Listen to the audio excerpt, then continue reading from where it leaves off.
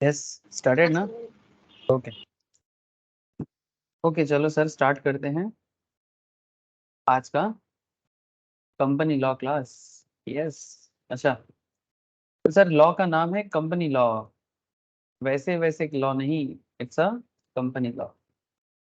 देखो sir law में जैसे कि चाहे आप चार्टर्ड अकाउंटेंट हो, सीएस हो, सीएमए हो। यस नील गुड इवनिंग। आप सभी को ना कॉर्पोरेट लॉ या कंपनीज एक्ट में अच्छा खासा नॉलेज गैदर करना पड़ता है, अच्छा खासा कंपनीज एक्ट में ग्रिपिंग अच्छा होना चाहिए। ठीक है, now the big question is that sir corporate law में क्यों इतना ग्रिप चाहिए। सर इसलिए कॉर्पोरेट लॉ में ग्रिप चाहिए बिकॉज आप सभी को पता है कि बिजनेस का जो बड़ा फॉर्मेशन है, द बिग फॉर्मेशन, ऐसे बिजनेस स्मॉल लेवल में भी होता है और बिजनेस मीडियम लेवल में भी होता है और लार्ज स्केल में भी होता है। आप समझ पा रहे हो मैं क्या बोल रहा हूँ एग्जैक्टली exactly. जो लार्ज स्केल बिजनेस फॉर्मेशन है उसे क्या कहते हैं सर, उसे कंपनी कहते हैं। और आप लोग जब इतना पढ़ाई कर रहे हो, पढ़ाई करके क्या करोगे सर, ऑब्वियस बात है कि आप लोग इतना मेहनत इसलिए कर रहे हो क्योंकि आगे आगे आप लोग जाके कंपनी में ही काम करोगे, या फिर खुद का चार्टर्ड फार्म भी ओपन कर सकते हो, सीएस फार्म या सीएमए फार्म भी बना सकते हो। बट अगर आप जॉब मार्केट में जाओगे तो आप किसी ना किसी कंपनी के लिए काम करोगे। सर तो काम करने से क्या हो जाएगा, सर कुछ नहीं होगा। जब आप काम करते हो as a chartered accountant, as a company secretary, as a cost accountant, आपको ना बिजनेस का जो लीगल पार्ट होता है, एक कंपनी चलाने का जो सिचुएशन है, जो सिस्टम है, तो सिस्टम के साथ आपको एट पर होना पड़ेगा। क्योंकि कंपनी अगर अपना लीगल कॉम्प्लायंस प्रॉपरली फुलफिल नहीं कर पाता है ना, तो कंपनी के अगेंस्ट में अलग अलग चार्जेस लगा जाता है, पेनल्टी हो सकता है, गवर्नमेंट को जवाब देना पड़ता है। ठीक है, तो अब एक कंपनी बिजनेस करेगा कि सारा सारा टाइम लीगल केस में फंसा रहेगा। ऑब्वियसली बिजनेस करने के लिए आएगा, रेवेन्यू जनरेट करेगा, प्रॉफिट करेगा, अ, फिर उससे बिजनेस का ग्रोथ करेगा, इससे कंपनी में जो लोग काम करते हैं उनका सैलरी पे करेगा। लेकिन जो कुछ भी कंपनी करेगा, एक बात तो तय है ना सर, वन थिंग इज एकदम क्लियर कि लीगल जो एरिया है वो कवर करना है, गवर्नमेंट का जो रूल है, जो एक्ट है उसे फॉलो करना है। इसीलिए कंपनीज में कॉर्पोरेट गवर्नेंस को मेंटेन करने के लिए एक स्पेशल पढ़ाई होते हैं, जैसे कंपनी सेक्रेटरीज जो पढ़ाई करते हैं, आप लोगों में से काफी लोग हैं जो सीएस एक साथ भी करते हैं काफी लोग।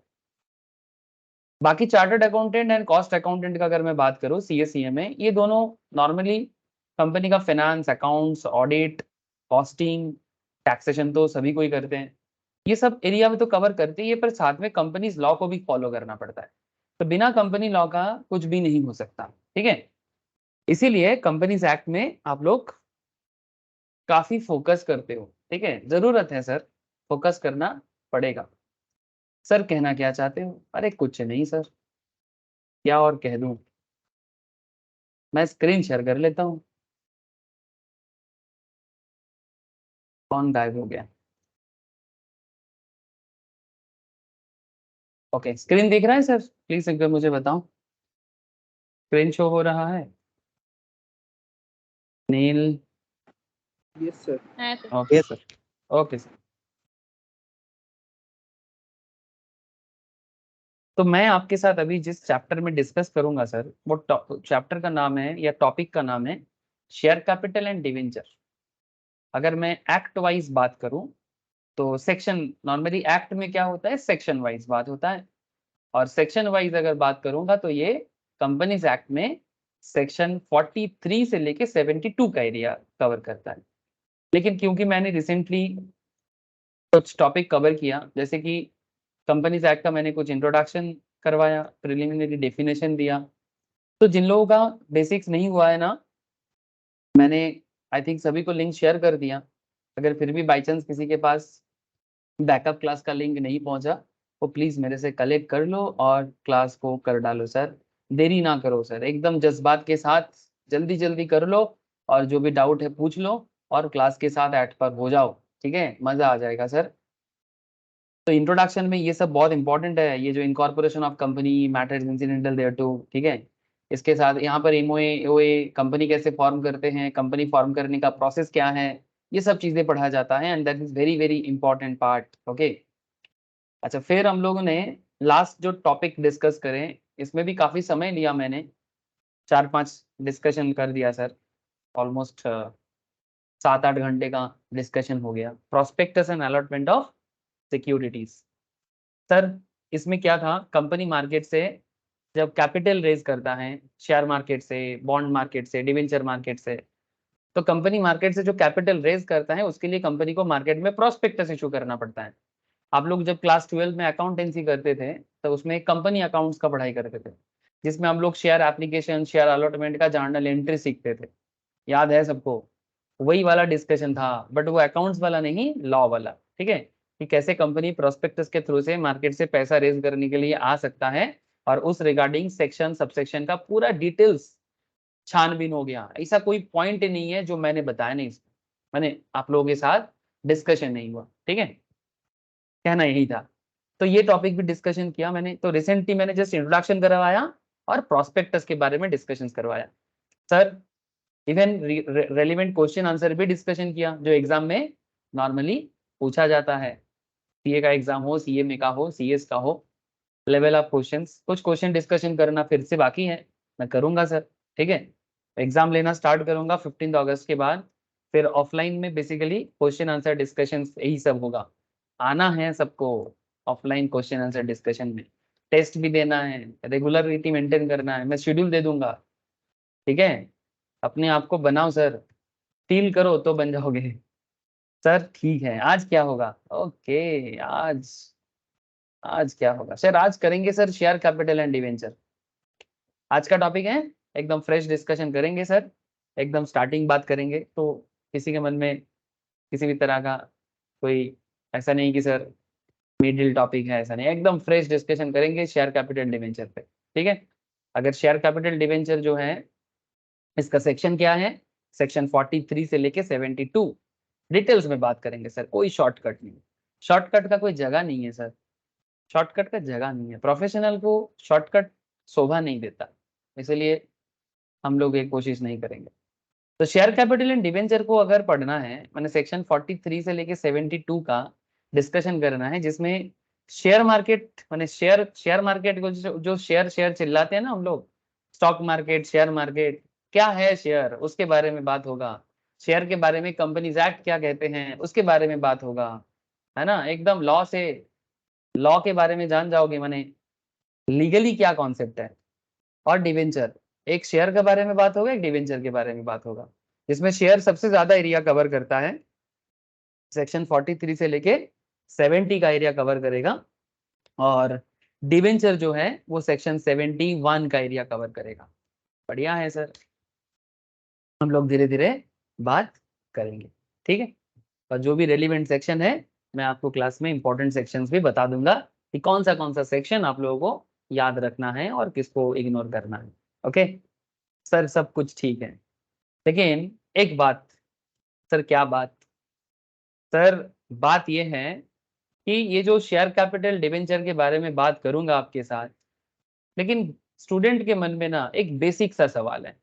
क्या सवाल है सर? बेसिक सवाल, बेसिक्स जो क्वेश्चन नॉर्मली सिर्फ आप लोगों के मन में नहीं, किसी भी स्टूडेंट के मन में होता है, इवन अगर वो स्टूडेंट नहीं है, वो एक सिंपल फैमिली मैन है, उसके मन में भी होता है, अगर वो थोड़ा सा फाइनेंशियल नॉलेज गैदर कर रहा है ना। क्या है ना, जब आप लोग बड़े हो जाते हो, फैमिली वाले हो जाते हो, मैं प्रोफेशनल एंगल से बात नहीं कर रहा हूँ 2 सेकंड के लिए, पर्सनल एंगल से बात कर रहा हूँ। सभी कोई ना एक फैमिली पर्सन होने के नाते, आप देखना, एक दूसरे को पूछता रहता है कि कुछ बेटर आइडिया दो ना, अपना पैसा कैसे ग्रो करें। माने कोई बंदा जॉब करता हो, कोई बंदा बिजनेस करता हो, है ना, अलग अलग फैमिली में अलग अलग नेचर का लोग होते हैं, कोई बिजनेस करके इनकम करते हैं, तो कोई प्रोफेशनल हो जाते हैं, तो कोई सैलरीड पर्सन होते हैं। लेकिन sir at the end of the day सभी के मन में ना एक टारगेट होते हैं। क्या टारगेट होता है बोलो तो? टारगेट ये होता है कि अगर कोई इंसान मंथली 50,000, एक मिडिल क्लास इनकम लिया सर मैंने, 50,000 पर मंथ, हाँ ना में जवाब दीजिएगा। अगर कोई इंसान 50,000 पर मंथ इनकम करते हैं, इसके अंदर मानो कि एक 4-5 फैमिली मेंबर वाला एक फैमिली है, इसमें जो अर्नर है वो 50,000 मंथली कमाते हैं, तो एनुअली 6 लाख पर मंथ कमाते हैं। ठीक है, 6 lakh per year per annum. मान के चलते हैं कि वो एवरी मंथ 15,000 या 20,000, चलो मैं थोड़ा एक्स्ट्रा करके माना 20,000 करके सेविंग्स करते हैं। ऐसे तो पॉसिबल नहीं है पर फिर भी एग्जाम्पल के लिए मैंने माना। आज के डेट में 20,000 सेविंग करना 50,000 मंथली इनकम वाली फैमिली में, it's seriously near to impossible है। 5,000 सेव करना मुश्किल है सर, 20,000 बहुत ज्यादा बोल दिया मैंने, पर फिर भी मैं मान के चलता हूँ सर, एग्जाम्पल है तो मान सकते हैं। अगर कोई 50,000 का इनकम पे 20,000 सेव करता है, ये इंडिविजुअल लेवल में पॉसिबल है। यानी आपके घर में हो सकता है कि इनकम करने वाले और भी लोग हैं, ठीक है, आपके घर में इनकम करने वाले और भी लोग हैं, लेकिन आप अभी अभी यूथ हो, अभी हाल फिलहाल में आपको नौकरी मिला है, 50,000 का सैलरी आपका स्टार्टिंग है और 20,000 आप सेविंग करते हो। इंडिविजुअल लेवल पे संभव है, अगर आपके ऊपर किसी और का रिस्पॉन्सिबिलिटी नहीं है तो पॉसिबल है। सर कहना क्या चाहते हो? सर कहना तो वही चाहते हैं कि जब कोई इंसान इनकम करते हैं और इनकम से अगर कुछ सेविंग्स करता है, तो सेविंग्स करने के बाद वो सोचता है ना सर कि कहीं पर इन्वेस्ट करें। क्या बोलते हो सर? इन्वेस्टमेंट आइडिया चाहते हैं कि नहीं चाहते? टीवी में एडवर्टाइजमेंट आता है, म्यूचुअल फंड सही है, बड़े बड़े स्टार लोग एडवर्टाइजमेंट करते हैं, सचिन तेंदुलकर, महेंद्र सिंह धोनी, हाँ म्यूचुअल फंड सही है। तो कोई म्यूचुअल फंड की इन्वेस्ट का सजेशन देते हैं, उसके अंदर भी अलग अलग टाइप्स होते हैं। कोई बोलते हैं कि भाई दम है तो शेयर मार्केट में आ जाओ, ठीक है, दम है माने नॉलेज है तो शेयर, क्योंकि शेयर मार्केट में आपको अर्निंग ज्यादा मिलेगा। कोई बोलते हैं भाई इतना समझ नहीं आता है तो कम से कम बैंक में पैसा डाल दो। जिसको कुछ समझ में नहीं आता है वो बैंक में डालते हैं। लेकिन मजा का बात क्या है सर, इंटरेस्टिंग खेल क्या है, बैंक के बारे में तो फिर भी आम लोगों को नॉलेज होता है कि आप अगर 20,000 सेविंग करते हो तो आप एक बैंक में रिकरिंग आरडी बना सकते हो, कोई एफडी स्कीम में ओपन कर सकते हो। लेकिन प्रॉब्लम है बैंक के साथ कि बैंक में आपको रिटर्न कितना मिलता है on an average? Hello, bank आपको कितना एनुअल रिटर्न दे देगा? बोलो ना, कितना देता है एफडी वगैरह में, आरडी वगैरह में? 7% दे देता है? हेलो,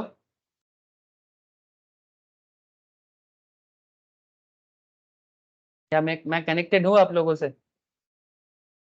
क्या मैं आप लोगों से कनेक्टेड हूँ sir? Yes sir. Yes sir. मैं कुछ पूछा आप लोगों से, बैंक कितना रिटर्न प्रोवाइड करते हैं एफडी वगैरह में? अगर आप बैंक में एक एफडी खोलते हो, बैंक आज के रेट में कितना रिटर्न दे रहा है एवरेज में? आई थिंक 7% मैंने ठीक ठाक लिया, या 6.5%। 7% हर कोई नहीं दे रहा है, बट रिसेंटली थोड़ा बढ़ा है एफडी वगैरह में, तो 6.5-7% आपको मिलता है। तो अगर आपके पास 20,000 पर मंथ सेविंग्स होता है सर, प्लीज बात को समझना, अगर आप पर मंथ 20,000 सेव करते हो तो आप मुझे एक चीज बताओ, आप साल में कितना बना लेते हो? 2,40,000। अब ये 2,40,000 अगर आप बैंक में एफडी करते हो तो 7% में आपका जो फंड है वो ग्रो करेगा, है ना सर? तो फिर क्या कहना क्या है सर? मैं आपको ये पूछना चाहता हूँ, ये 7% बैंक में रख के क्या सच में आपका पैसा ग्रो होता है?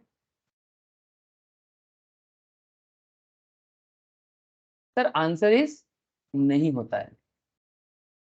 सर आपने कैसे बोल दिया बैंक ने तो मुझे 7% एक्स्ट्रा दिया, फिर आप कौन होते हो बोलने वाले कि बैंक में पैसा रख के हमारा पैसा ग्रो नहीं होता? नहीं सर, एक्चुअल में ग्रोथ नहीं होता।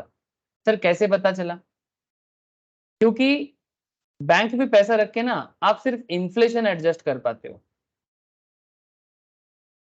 क्योंकि इकोनॉमी में ना एक इन्फ्लेशन बोल के कॉन्सेप्ट होता है। इन्फ्लेशन माने जिसको बंगाली में बोला जाता है मूल्य वृद्धि, हिंदी में बोलते हैं महंगाई। तो पब्लिक आमतौर पे जिनको थोड़ा बेटर जगह चाहिए, जहां पर वो एक्स्ट्रा इनकम करना चाहता है, फैमिली के लिए थोड़ा एक्स्ट्रा कैपिटल जमा करना चाहता है, उनके दिमाग में चलता है भाई 7% में तो इन्फ्लेशन भी एडजस्ट ठीक ठाक से नहीं होता, क्योंकि एनुअल इन्फ्लेशन रेट ही हमारे देश में 7% है। माने अगर आप बैंक में 1 लाख रखते हो और बैंक आपको 7% देता है एट द रेट, तो एक मैं अगर सिंपल हिसाब करता हूं तो 1,07,000, इसमें कंपाउंडिंग होके थोड़ा ज्यादा और हो जाएगा, बट एग्जाम्पल के लिए मैं मानता हूं कि 1,07,000 आपका फंड होगा। लेकिन मजा का बात है सर कि आपने सोचा था कि 1 साल बाद आपको कोई प्रोडक्ट परचेस करना है, तो 1 साल में प्रोडक्ट का दाम भी बढ़ जाएगा, 1 लाख का चीज ऑलमोस्ट 1,07,000-8,000 हो जाएगा। तो एक्चुअली आपने सोचा, आपने देखा कि आपका पैसा बढ़ा, बट इंटरेस्टिंगली 1,07,000 में आज 2023 में आप जो चीज परचेस कर पाते हो, 2024 में जब आप जाओगे ना तो 1 लाख में जो आज मिलता है 1,07,000 नेक्स्ट साल में हो जाएगा ओवरऑल। ऐसा ही होता है। ये नॉर्मली इंसान बोलते हैं कि भाई लास्ट ईयर तो दाम इतना नहीं था बट बढ़ गया, बढ़ता है सर, एक रेगुलर इंटरवल में इन्फ्लेशन के कारण, महंगाई के कारण ऐसा होता है। अब मैं इन्फ्लेशन पे ज्यादा बात नहीं करूंगा। जब आप लोग फाइनेंशियल मैनेजमेंट बोल के ग्रुप 2 में पेपर होता है, CA CA CMA सभी कोई पढ़ते हैं, तो वहां पर मैं आप लोगों को ये महंगाई के साथ एडजस्ट करने का कॉन्सेप्ट के बारे में बात करूंगा, टाइम वैल्यू ऑफ मनी पे। फिलहाल इतना नहीं जा रहा हूं सर, ज्यादा डेप्थ में नहीं जाऊंगा। आप सोच रहे होंगे सर बैंक FD वगैरह के बारे में क्यों बात कर रहे हैं सर, क्योंकि पब्लिक ना जब एक्स्ट्रा रिटर्न के बारे में सोचता है तो उनके सामने ना ये 3 शस्त्र आता है, मतलब ये 3 ऑप्शंस आ जाता है पब्लिक के सामने। या तो वो शेयर में इन्वेस्ट करना चाहता है, जो थोड़ा ज्यादा रिस्क टेकर है वो शेयर, क्योंकि शेयर में ना, इंडियन शेयर मार्केट अगर आप ठीक ठाक से जानते हो मार्केट को, तो आपको ऑन एन एवरेज 15% रिटर्न दे सकता है, बट हाँ उसके लिए आपको काफी एक्सपर्टीज का जरूरत पड़ता है। इंडियन शेयर मार्केट से अगर आपको सच में रिटर्न कमाना होगा तो 15% ऑन एन एवरेज इनकम कर लोगे। कोई बैंक नहीं है पूरे देश में या वर्ल्ड में, कोई बैंक नहीं है जो आपको 15% रिटर्न देगा, एवरेज में बता रहा हूँ। कोई कोई मेरा स्टूडेंट लोग तो है सर 25-30%, 50%, कोई कोई तो डबल कमाते हैं सर, 100-200% भी कमाते हैं शेयर मार्केट में। शेयर मार्केट में इनकम करने का अनलिमिटेड स्कोप है, शेयर मार्केट में इनकम करने का अनलिमिटेड स्कोप है। सर लोभ दिखा रहे हो क्या? अरे नहीं रे बाबा, मैं कौन होता हूँ लोभ दिखाने वाला, मैं जेन्युइन बात कर रहा हूँ सर। चलो मेरे सामने ना स्टॉक मार्केट का क्लास था सुबह, तो सुबह से ओपन है मार्केट, तो मैं आपको थोड़ा सा दिखाता हूँ। जैसे कि ये निफ्टी है, ठीक है, आप लोगों को चार्ट दिख रहा है, मैं शेयर मार्केट नहीं सिखाऊंगा, रिटर्न बताऊंगा। हेलो, आप लोगों को चार्ट दिखाई दे रहा है? ये लाइव चार्ट है एक्चुअली। हाँ सर। शेयर मार्केट में सच में इनकम होता है, उसका मैं 2-3 प्रूफ दे देता हूँ आपको, माने एक्चुअली आप लोग जानते हो लेकिन फिर भी। जैसे ये तो कैंडल स्टिक्स पैटर्न है, ये सब मॉर्निंग में सुबह सुबह टेक्निकल एनालिसिस बोलते हैं इसको, सिखाया जाता है। ये सब कैंडल रीड किया जाता है और हर कैंडल कुछ कहता है, ठीक है, हर कैंडल कुछ कहता है और उसके ऊपर बेस करके आप इनकम कर सकते हो। ये तो निफ्टी 50 है, लोग निफ्टी में भी पैसा लगाते हैं, ऑप्शन मार्केट में, फ्यूचर मार्केट में। बट अगर आप उतना नहीं करना चाहते, कम से कम कोई शेयर में इन्वेस्ट कर सकते हो। जैसे एग्जांपल मैं आपको टाइटन का शेयर दिखाता हूँ। जैसे टाइटन किसी ने अगर 2000 मार्च महीने में, ठीक है, कितना समय पहले का बात कर रहा हूँ, 2-3-4 महीना, मार्च अप्रैल मई जून जुलाई अगस्त, 4-5 महीना पहले अगर किसी ने टाइटन का शेयर लिया था, ठीक है, यहाँ पर एक इंगल्फिंग बना है सर, सॉरी एक इसको हरामी पैटर्न बोलते हैं सर, हिंदी वाला हरामी नहीं, हाँ don't take it as a slang, इसको हरामी बोलते हैं। हरामी माने जापानीज टर्म में उसको हरामी बोलते हैं, ठीक है, मैं ज्यादा स्टॉक मार्केट वाला लैंग्वेज नहीं बोलूंगा, बट फिर भी ये पैटर्न बहुत ही स्ट्रॉन्ग पैटर्न होता है। और ऐसे पैटर्न में अगर किसी ने टाइटन का शेयर 2320 में परचेस किया था, अभी रिसेंटली टाइटन का शेयर थोड़ा फिर से गिरा है, बट फिर भी अगर 6 मंथ्स बैक 6 मंथ्स या 4 मंथ्स बैक किसी ने 2320 के आसपास के दाम पे टाइटन परचेज किया था, आप खुद ही हिसाब लगा लो, 2800 तक हाईएस्ट लेवल गया है सर। ऑन एन एवरेज 500 टका मान लेते हैं पर शेयर। अगर किसी ने 100 शेयर भी परचेज किया था, ठीक है, तो भी 100 इंटू 500 करके आप हिसाब लगा लो कितना कमाया है। ये कैपिटल गेन रिटर्न है। इसके अलावा अगर कंपनी में लॉन्ग टर्म होल्डिंग है तो डिविडेंड वगैरह भी मिलता है पर शेयर के बेसिस में, वो अलग। अब जिसका जितना शेयर होल्डिंग होगा, 100 शेयर, 1000 शेयर, जो भी हो। तो सर शेयर मार्केट में रिटर्न बहुत होता है, लेकिन नॉलेज के साथ और टाइमिंग का खेल है और पेशेंस के साथ रहना पड़ता है। तो शेयर मार्केट आपको बहुत दे सकता है। कोई बोलेगा सर ले भी सकता है, हाँ ले सकता है, पर जो माने सीजनड होता है ना, सीजन समझते हो, माने जो मार्केट में बहुत समय बिताया है ना, वो लॉस कम खाता है, प्रॉफिट ज्यादा करता है। मेरा एक्सपीरियंस तो ऐसा ही है और मेरे स्टूडेंट का भी मैं देखता हूँ एक्सपीरियंस ऐसा ही है। अब लोग बहुत कुछ बोलता है, मैं उस बारे में बात नहीं करूंगा। कुछ तो लोग कहेंगे, लोगों का काम है कहना, है ना। अब मैं इसके बारे में बात इसलिए नहीं करूंगा। सर शेयर शेयर क्यों चिल्ला रहे हो? अरे सर आज का टॉपिक है शेयर कैपिटल, तो क्यों नहीं चिल्लाएंगे? हाँ चिल्लाएंगे, 1000 बार चिल्लाएंगे, कौन, कोई नहीं रोकने वाला सर। सर शेयर का बात आता है, आप बहुत एक्साइटेड हो जाते हो। हाँ सर मैं एक्साइटेड हो जाता हूँ। क्यों हो जाता हूँ? क्योंकि इसमें पैसा है, इसमें नॉलेज है, इसमें चार्ट है, इसमें पैटर्न है। लेकिन क्या हम लोग शेयर मार्केट पढ़ने वाले हैं? नहीं, हम लोग तो रूल्स जानने वाले हैं। तो लोग क्या करते हैं सर, चलो सर एक्साइटमेंट थोड़ा कम कर दो क्योंकि लॉ में बात करना है। तो पब्लिक बैंक में पैसा ना रख के शेयर में पैसा रखते हैं, लेकिन शेयर में पैसा वही रख पाता है सर जो सच में नॉलेजेबल हो, क्योंकि बिना नॉलेज का रिस्क नहीं ले पाएगा वो।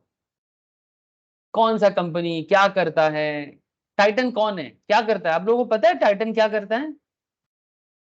मैंने अभी आपको टाइटन के बारे में बताया। टाइटन का कंपनी, हाँ बोलो, वॉच बनाता है और क्या, और कुछ? ये टाटा का तनिष्क वगैरह है ना। हाँ सर, टाटा तनिष्क वगैरह है, ये सब टाइटन के अंदर आता है। ये बहुत बड़ा ब्रांड है सर। और ये जो हमारे देश में जो राकेश झुंझुनवाला बोल के इंडिया का जो टॉप शेयर मार्केट इन्वेस्टर माना जाता था, 2022 में उनका डेथ हो गया, 22 या 23 के स्टार्टिंग में मोस्ट प्रोबेबली। उसको इंडिया का वॉरेन बफेट कहा जाता है।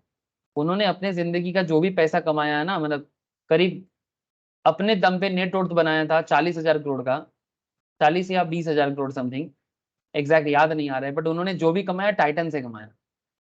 अब मैं आपको टाइटन का दिखा रहा हूँ सर, टाइटन का क्या क्या बड़ा बड़ा ब्रांड है। आप लोग जानते हो काफी सारे ब्रांड के बारे में, यू ऑल नो सर। ये देखो सर, टाइटन के अंदर क्या आता है, फास्ट ट्रैक, तनिष्क, सबसे बड़ा कैश काउ है, कीन by Titan, Titan I plus, Sonata, ठीक है, फेब्रे लिवा, आई डोंट नो, एंड तनेरा, ठीक है। और रेवेन्यू देख सकते हैं आप। तो Titan is a big brand. तो अगर आपको बिजनेस का नॉलेज होगा तभी आप इसे ऐसे बिजनेस में पैसा लगा के रख पाओगे। नॉलेज के साथ ऐसा गेन हो सकता है। मैं क्यों ये सब बता रहा हूं? क्योंकि लोग शेयर में क्यों पैसा रखेगा। अब टॉपिक है शेयर कैपिटल एंड डिवेंचर, लेकिन share capital debenture topic companies के लिए तो पैसा है, लेकिन पब्लिक से ही कंपनी पैसा उठाते हैं।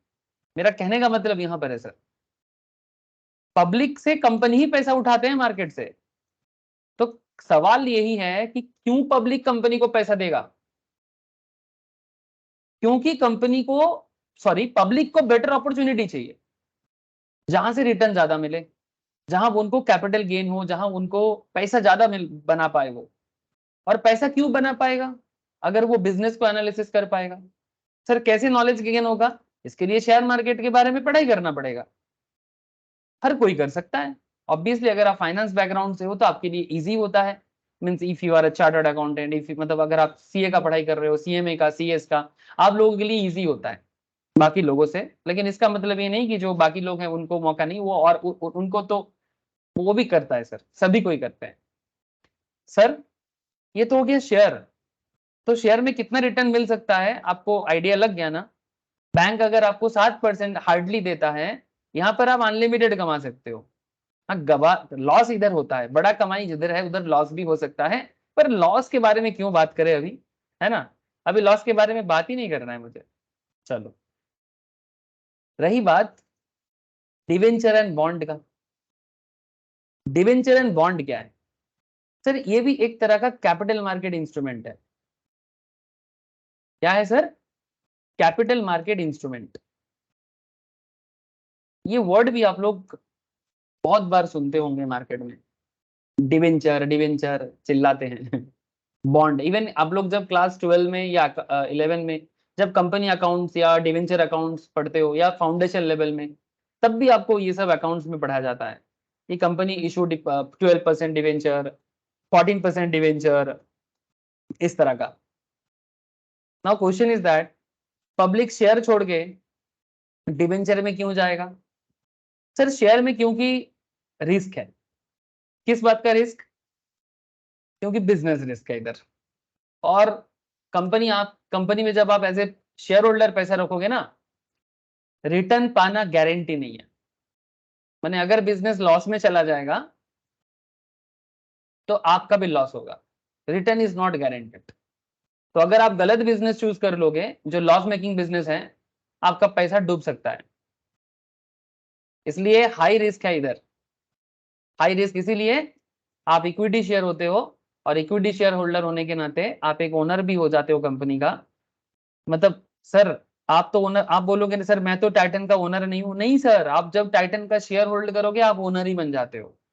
इसलिए अगर टाइटन कंपनी लॉस खाएगा तो आपको उसका भुगतान भरना पड़ेगा, माने लॉस को झेलना पड़ेगा। यही शेयर का नेचर है, ये सब सिखाया जाएगा आपको। लेकिन आपके मन में अगेन सवाल है कि सर पब्लिक कंपनी का डिवेंचर क्यों परचेज करेगा? Why a man purchase a debenture of any company? अब चलो इसका भी मैं आपको रियल लाइफ बताता हूँ। अच्छा, डिवेंचर ट्रेड होता है क्या? हाँ, डिवेंचर ट्रेड होता है, बॉन्ड का भी ट्रेड होता है। डिवेंचर और बॉन्ड में हल्का फर्क है सर, वही फर्क बताने वाला हूँ कि एक्चुअली डिवेंचर और बॉन्ड पे कितना बड़ा फर्क है। जैसे रिसेंटली मैंने कुछ लोगों को बताया, खुद भी लिया, इंडिया बुल हाउसिंग बोल के एक कंपनी है। ये इंडिया बुल हाउसिंग जो है होम लोन, ठीक है, इन्होंने रिसेंटली बॉन्ड इशू किया सर। क्या इशू किया? बॉन्ड इशू किया। ठीक है, मैंने एक्चुअली ये डिवेंचर है, ये जो बॉन्ड है, बॉन्ड का बात कर रहा हूँ, ये एक्चुअली डिवेंचर है। Public issue of NCD. क्या लिखा है सर? एनसीडीज। एनसीडीज क्या होता है? Non convertible debenture. मैं आपको रियल लाइफ बता रहा हूँ, ठीक है। इसका प्रोस्पेक्टस भी इशू किया, देखो इसका प्रोस्पेक्टस भी। ये प्रोस्पेक्टस के चैप्टर में मैं पढ़ा रहा था आप लोगों को, मैं प्रोस्पेक्टस चैप्टर में पढ़ा रहा था ना। आपके मन में सवाल है कि सर ये जो डिवेंचर है जो इंडिया बुल हाउसिंग ने इशू किया, पब्लिक क्यों इन पे पैसा देगा? क्योंकि सर पब्लिक को इधर फिक्स रिटर्न मिल सकता है, शेयर की तरह ज्यादा कम क्या होगा पता नहीं, ऐसा नहीं है, इधर रिटर्न फिक्स्ड है। बिकॉज डिवेंचर एक डेब्ट आइटम है। क्या है सर? ये डेब्ट है। डेब्ट माने लोन। आप बेसिकली एज ए पब्लिक आप कंपनी को लोन प्रोवाइड कर रहे हो, बदले में कंपनी आपको एक फिक्स रिटर्न देगा, मे बी 12%, मे बी 15%, 15 ज्यादा हो गया, बट 12-13% तो दे देता है सर। ठीक है, बैंक वगैरह आपको इतना तो नहीं देता है। लेकिन रिस्क है क्या? हाँ सर रिस्क है। क्यों? क्योंकि प्राइवेट कंपनी है। अगर इनका बिजनेस में कोई टर्मोइल आया, किसी भी तरह से ये बिजनेस खराब होता है, तो आपको रिटर्न देने में दिक्कत हो सकता है। हाँ, इन दैट केस आप लाइन पे लग सकते हो। जैसे शेयर होल्डर सबसे लास्ट में आता है, पर डिवेंचर होल्डर लास्ट में नहीं, पहले आता है। कि कंपनी जब किसी कारण से बंद हो जाएगा, लिक्विडेशन होगा, वाइंडिंग अप होगा, तो आप लाइन पे सबसे पहले खड़े होंगे। यानी कंपनी अपना एसेट बेच के डिवेंचर वाले को पहले पैसा पेमेंट करेगा। ठीक है, ये रिसेंट बातें हैं सर। ये इसका प्रोस्पेक्टस मैं पढ़ा रहा था आप लोगों को, ये मैं प्रोस्पेक्टस क्लास में इसके बारे में भी बात कर रहा था। लेकिन वो प्रोस्पेक्टस था, प्रोस्पेक्टस के थ्रू से कंपनी बताते हैं कि भाई उसको कितना पैसा चाहिए, ठीक है, पर डिवेंचर का क्या दाम होगा। ये देखो सर, 100 करोड़ इनको रेज करना है, और इस 100 करोड़ के लिए ये अलग अलग ट्रांचेस में मार्केट से पैसा रेज करेगा। इसलिए आप देख सकते हो कि अभी तक इन्होंने कम से कम 5-6 बार अलग अलग ट्रांच पे पैसा रेज करने के बारे में नोटिफिकेशन दे दिया अपने वेबसाइट में। तो जिसे भी भरना है बैंक के थ्रू से प्रोसेस होता है सर, आप बैंक में एप्लीकेशन डालोगे, उसके थ्रू से आपको डिबेंचर मिल जाएगा 3 साल 4 साल बाद या 2 साल बाद, अलग अलग टाइम पीरियड होता है। ठीक है, ये देखो आप सिलेक्ट कर सकते हो 2023। ठीक है, ठीक है, सिलेक्ट कर लो। अब ऐसे सिलेक्ट करके ना आपको बता देगा कि ये डिवेंचर आप अभी इशू कर रहा है, 2 साल 3 साल बाद आपको रिडेम्पशन मिलेगा इंटरेस्ट के साथ। नो, अब फिर से क्या बात हो गया, वही extra return, extra return. Financial product है ये सब, पब्लिक के लिए प्रोडक्ट है, कंपनी के लिए सोर्स ऑफ फाइनेंस है। कंपनी के एंगल से देखो तो ये उनका फाइनेंस का सोर्स है, इनको उनको चाहिए पैसा, और पब्लिक को चाहिए इन्वेस्टमेंट करके रिटर्न। सब एक दूसरे के लिए, एक दूसरे के लिए माने कंपनी बना है बिजनेस करने के लिए, पब्लिक बना है अपना इन्वेस्टमेंट करके रिटर्न कमाने के लिए। तो कंपनी को फाइनेंस का जरूरत है और पब्लिक को इन्वेस्ट करके रिटर्न का जरूरत है, इसीलिए ये सब प्रोडक्ट जनरेट होता है। तो शेयर भी एक प्रोडक्ट है, डिबेंचर भी एक प्रोडक्ट है, बॉन्ड भी एक प्रोडक्ट है। अगेन आपके मन में चल रहा होगा सर डिबेंचर और बॉन्ड में और शेयर में क्या क्या अंतर होता है। चलो एक बहुत बेसिक सा सवाल, ठीक है, लेकिन ये बेसिक सवाल बताने से पहले मैं आप लोगों को बता दिया सर कि पब्लिक के मन में ये सब चीजों के बारे में क्यों ख्याल आता है। ठीक है, माने क्यों ख्याल ख्याल क्यों आता है, ख्याल समझते हो ना कि मेरे ख्यालों में तुम क्यों आते हो। ठीक है, क्योंकि मुझे तुम्हें पाके रिटर्न पाना है, तुम्हें पाके ऐसा लगा कि सब मिल गया, माने सर पैसा। सर क्या है सर, आप आज बड़ा गाना गा रहे हो। अरे सर वही तो है ना, तुम्हें पाके ऐसा लगा सब मिल गया, शेयर में पैसा लगा के प्रॉफिट, डिवेंचर में पैसा लगा के रिटर्न एकदम सॉलिड 12-14%। कोई बैंक नहीं देगा ना, बॉन्ड में भी फिक्स रिटर्न मिलता है। ठीक है, और वो भी सेफ है बॉन्ड, मैं बताता हूं। चलो लॉ में बात करने से पहले शेयर डिवेंचर और बॉन्ड में कुछ बेसिक बात कर लेता हूं। अच्छा प्लीज मुझे इतना बताओ, मैं तो कहानी बनाता रहता हूं, लेकिन क्या कहानी समझ में आ रहा है, प्लीज बताइएगा सर, क्या कहानी समझ में आ रहा है सर। अब कहानी में धीरे धीरे ट्विस्ट आएगा। ठीक है, वेट कर जाना, आप सबको पता है कि चर्चा लंबा होता है। ठीक है, शॉर्टकट तो नहीं होता है।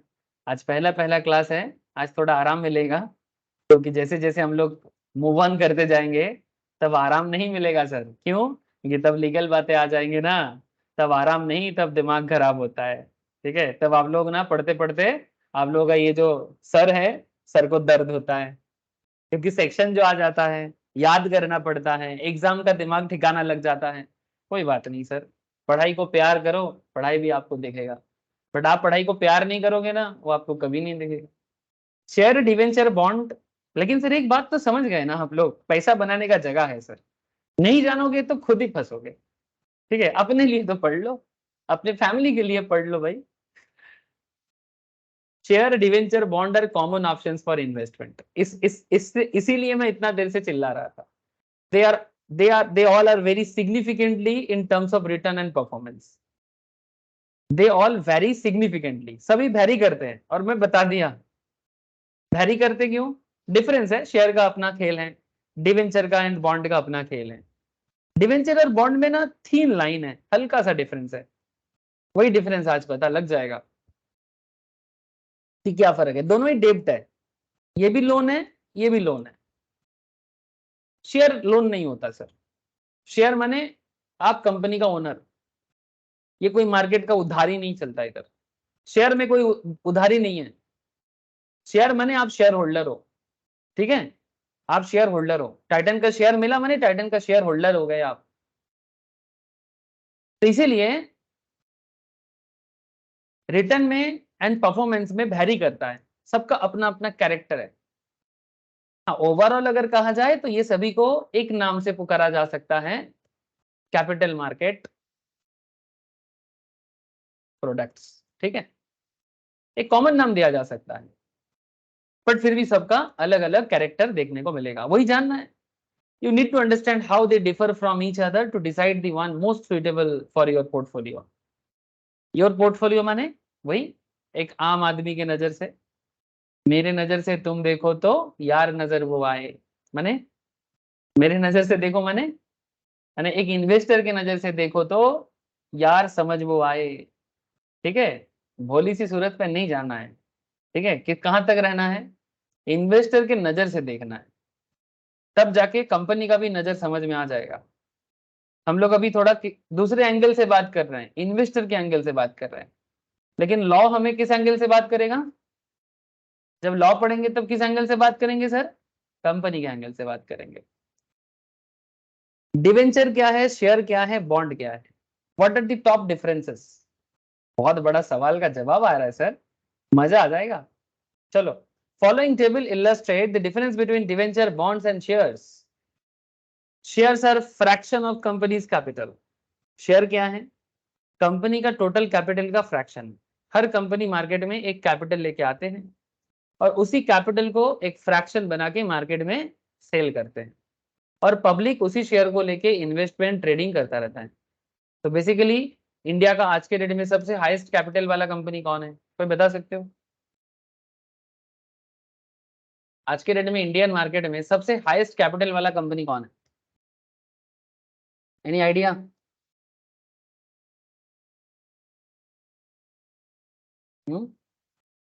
Any idea sir?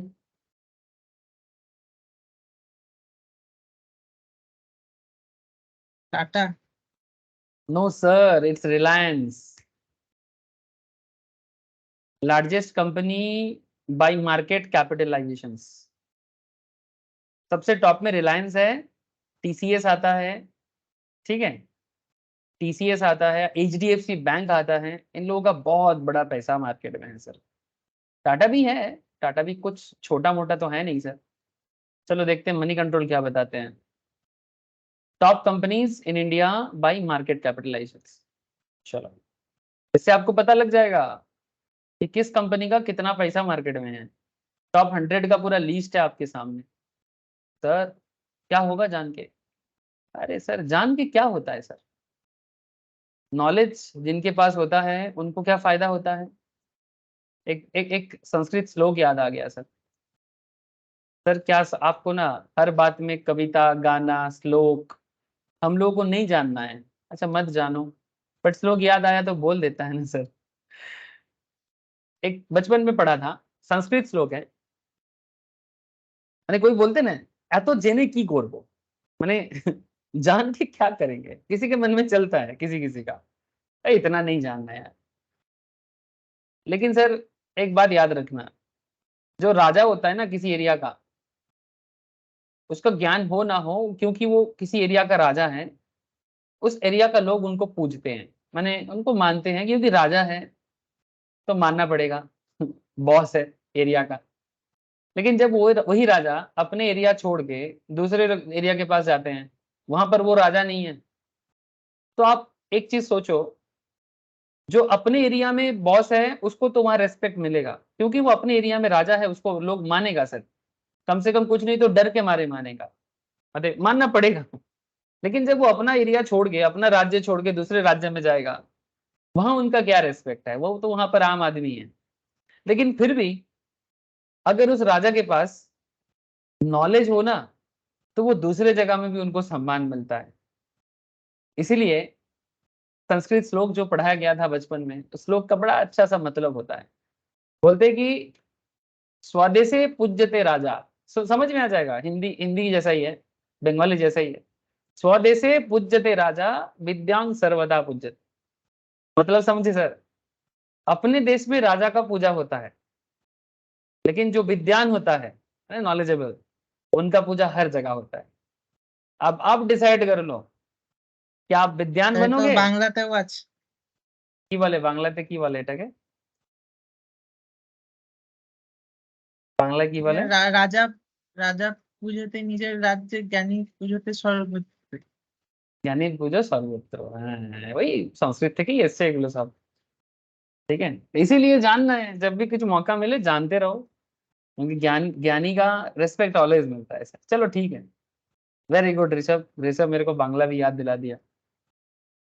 रिलायंस का मार्केट कैपिटल दिया है यहाँ पर, पढ़ लो। करीब कितना अमाउंट होगा रे भाई?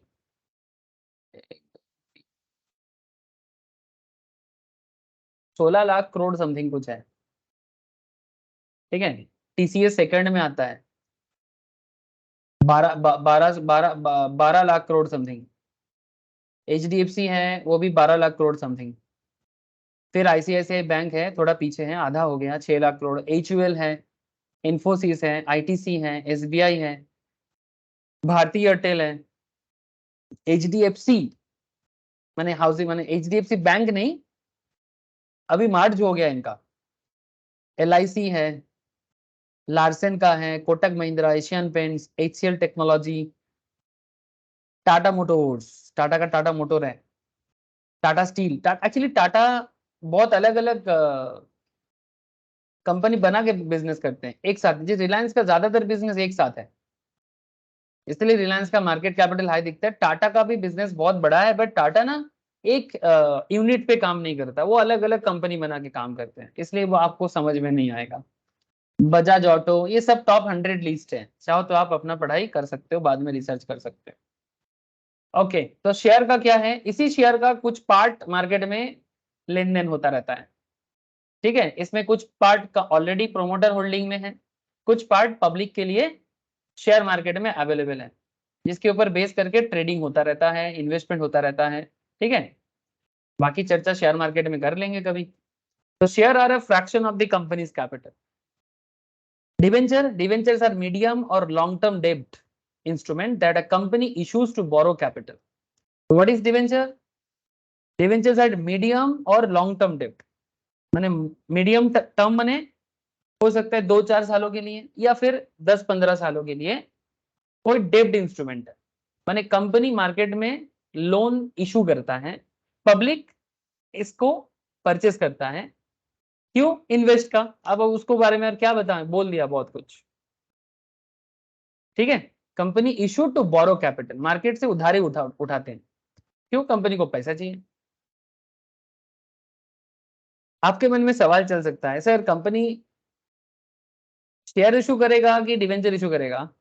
अच्छा, ये इसका जवाब तो सर जो लोग फाइनेंस पढ़ते हैं उनको पता है। नील को याद होगा, नील नील क्योंकि नील फाइनेंस का क्लास करते हैं। हाँ नील, আমরা লাস্ট দিন ফাইনান্স ক্লাসে একটা ডিসকাশন করছিলাম না কি ডিবেঞ্চার নেবে না শেয়ার নেবে, মনে পড়ছে? নীল আছে ক্লাসে? Yes sir. হ্যাঁ, আমরা এরকম একটা ডিসকাশন, ক্যাপিটাল স্ট্রাকচার বলে একটা टॉपिक আছে, कैपिटल स्ट्रक्चर के नाम पे एक टॉपिक है सर, वहां पर यही चीज सिखाया जा रहा था कि ये कंपनी अपने कैपिटल स्ट्रक्चर में कितना शेयर रखेगा और कितना डिवेंचर वगैरह रखेगा। सो ये जो नॉलेज है ना, ये जब आप लोग फाइनेंशियल मैनेजमेंट का टॉपिक पढ़ोगे तब आप लोगों को मिल जाएगा पता। ऐसे नील करते हैं बोल के मैंने नील से पूछा कि क्या नील आपको समझ में आ रहा है, क्योंकि हम लोग जस्ट ट्यूसडे वाले क्लास में पढ़ा। कोई बात नहीं सर, तो ऐसे ही पूछ लिए। आगे देखते हैं सर। तो डिवेंचर आर अ मीडियम और लॉन्ग टर्म डेब्ट instrument that a company issues to borrow capital, ठीक है। बोरो करना, लोन लेना। बॉन्ड क्या है? बॉन्ड्स आर डेब्ट। बॉन्ड क्या है? बॉन्ड्स आर डेब्ट, ये भी डेब्ट है, that private and public companies issue to borrow capital. Sir दोनों में फर्क क्या हुआ? अरे फर्क कुछ नहीं, सेम हुआ ना, बस डिवेंचर के केस में लॉन्ग शॉर्ट दोनों होता है, बॉन्ड के केस में भी होता है, बट बॉन्ड ज्यादातर केस में लॉन्ग टर्म ही होता है, ठीक है, ज्यादातर केस में लॉन्ग टर्म होता है। बॉन्ड्स आर अ डेब्ट instrument that private and public companies issue to borrow capital. लेकिन कुछ डिफरेंस नहीं है क्या? अरे समझ में अभी आ जाएगा। Share holders are company owners who own an equal proportions. अगर आप किसी कंपनी का शेयर होल्ड करते हो, जैसे कि मैं आपको एग्जांपल दे रहा था टाटा कंपनी का, टाइटन का, अगर आप टाइटन टाटा का है सर, ठीक है। जैसे अगर आप रिलायंस का शेयर होल्ड करते हो, टाइटन का शेयर होल्ड करते हो, टाटा मोटर्स का, आईटीसी का, जो कंपनी नाम ले लो सर, नाम पे क्या जाते हैं, आप जब किसी कंपनी का शेयर होल्ड करते हो आप उस कंपनी का ओनर बन जाते हो। तो share holders are a company's owners who own an equal proportion of the company's of the shares held by them. मैंने जितना कंपनी का टोटल साइज है, मार्केट कैपिटल है, उसमें आपका कितना शेयर होल्डिंग है। आप अगर मानो किसी कंपनी में जिस कंपनी का 16 लाख करोड़ का कैपिटल है, मार्केट कैपिटलाइजेशन है, पूंजी है 16 लाख करोड़। मानो आप रिलायंस में 2500 करके शेयर का दाम चल रहा है, ठीक है आप मानो रिलायंस का 100 शेयर होल्ड करते हो, तो 2500 इंटू 100 करो, आप हिसाब लगा लो कि रिलायंस में आपका कैपिटल परसेंटेज प्रोपोर्शनेटली कितना है। 16 लाख करोड़ से डिवाइड करके देख लेना कि कितना परसेंटेज आएगा। शायद 0.0000001% होगा, वो भी नहीं हो पाएगा सर, ठीक है। तो अगर किसी के पास रिलायंस का 100 शेयर भी है ना, वो परसेंटेज भी नहीं आता है, 1% तो बहुत दूर की चीज। अगर किसी का 16 लाख का 1% करके देखो तो आपको समझ में आ जाएगा वो कितना वैल्यूएशन होता है। तो अगर किसी के पास रिलायंस का 1% वैल्यू भी है ना, और बहुत बड़ा आदमी है सर, पैसे से बहुत बड़ा आदमी है, मैंने उनको रिच के लिस्ट में रखा जाता है, जो इंडिया के top richest person in India के, जो 10-15% लोग हैं ना हमारे देश में, जिसको अल्ट्रा रिच बोला जाता है, मैंने हाई नेट वर्थ इंडिविजुअल, ठीक है, HNI सॉरी, उनके अंदर आ जाएगा। अगर किसी के पास रिलायंस का 1% होगा, HDFC का 1% होगा, TCS का 1% होगा, ठीक है, तो they are not a normal person, they are high net worth individuals. इतना मैथ्स तो आप लोगों को भी समझ में आ जाएगा सर। सर सोच क्या रहे हो, आप लोग भी बन जाओगे सर, आप खुद कंपनी बना दो यार। हाँ सर, हाँ बना दोगे, इतना काहे सोचना। जब सोचो तो बड़ा सोचो, और बड़ा सोच के साथ काम भी करो बड़ा, कभी ना कभी बन जाओगे। सर फिर से आप लोगों को लोभ दिखा रहे हो, नहीं सर, मेहनत करने से कोई भी काम अधूरा नहीं रहता है। हाँ हो सकता है कि कभी देरी से मिले, कभी जल्दी मिले, बट मिलेगा जरूर। अच्छा, तो शेयर होल्डर बन जाओगे तो कंपनी का प्रोपोर्शनेट शेयर मिलेगा, ठीक है। डिवेंचर के केस में आप बेसिकली कंपनी को लोन प्रोवाइड करते हैं। Those who lend money, hello, lend money देना, दोज हु लेंड मनी उधार देना टू दी कंपनी अरे डिवेंचर होल्डर। जैसे कि अभी अभी मैं आपको दिखा रहा था कि ये जो आपका इंडिया बुल हाउसिंग का मैं आपको जो नोटिस दिखा रहा था कि ये अलग अलग ट्रांचेस में डिवेंचर इशू कर रहा है, तो मिनिमम एक 2-3 लाख का एप्लीकेशन अमाउंट है, मिनिमम 2-3 लाख का एप्लीकेशन अमाउंट है कि जिसे भी कंपनी में इन्वेस्टमेंट करना है, 100 रुपीज करके डिवेंचर का वैल्यूएशन है, ठीक है। वो डिटेल्स प्रॉस्पेक्टस के अंदर लिखा रहता है, डिटेल्स जो है वो प्रॉस्पेक्टस में लिख देता है कि आपको मिनिमम कितना इन्वेस्ट करना होगा वगैरह वगैरह, सब कुछ लिख के रखता है, ठीक है। तो आप उसके हिसाब से कंपनी में इन्वेस्ट करोगे, आप उसके हिसाब से कंपनी में डिवेंचर दे दोगे, तो बदले में कंपनी आपको उतने का डिवेंचर होल्डर बना देगी, ठीक है। तो इन सिंपल बात क्या हो गया, those who lend money to the company are debenture holder, those lending money. अच्छा, बॉन्ड के केस में क्या है, bond basically those lending money are the creditors and therefore bond owners. माने बॉन्ड के केस में आप डिवेंचर होल्डर नहीं होते, आप नॉर्मली क्रेडिटर का प्लेस लेते हो। माने आप जैसे क्रेडिटर माने क्या कि जो किसी को क्रेडिट में कुछ चीज देता है, जैसे आपको अगर कोई क्रेडिट दे दिया, বন্ডে ইন্টারেস্ট একটু কম পাওয়া যায় ডিবেঞ্চার থেকে, মানে comparison.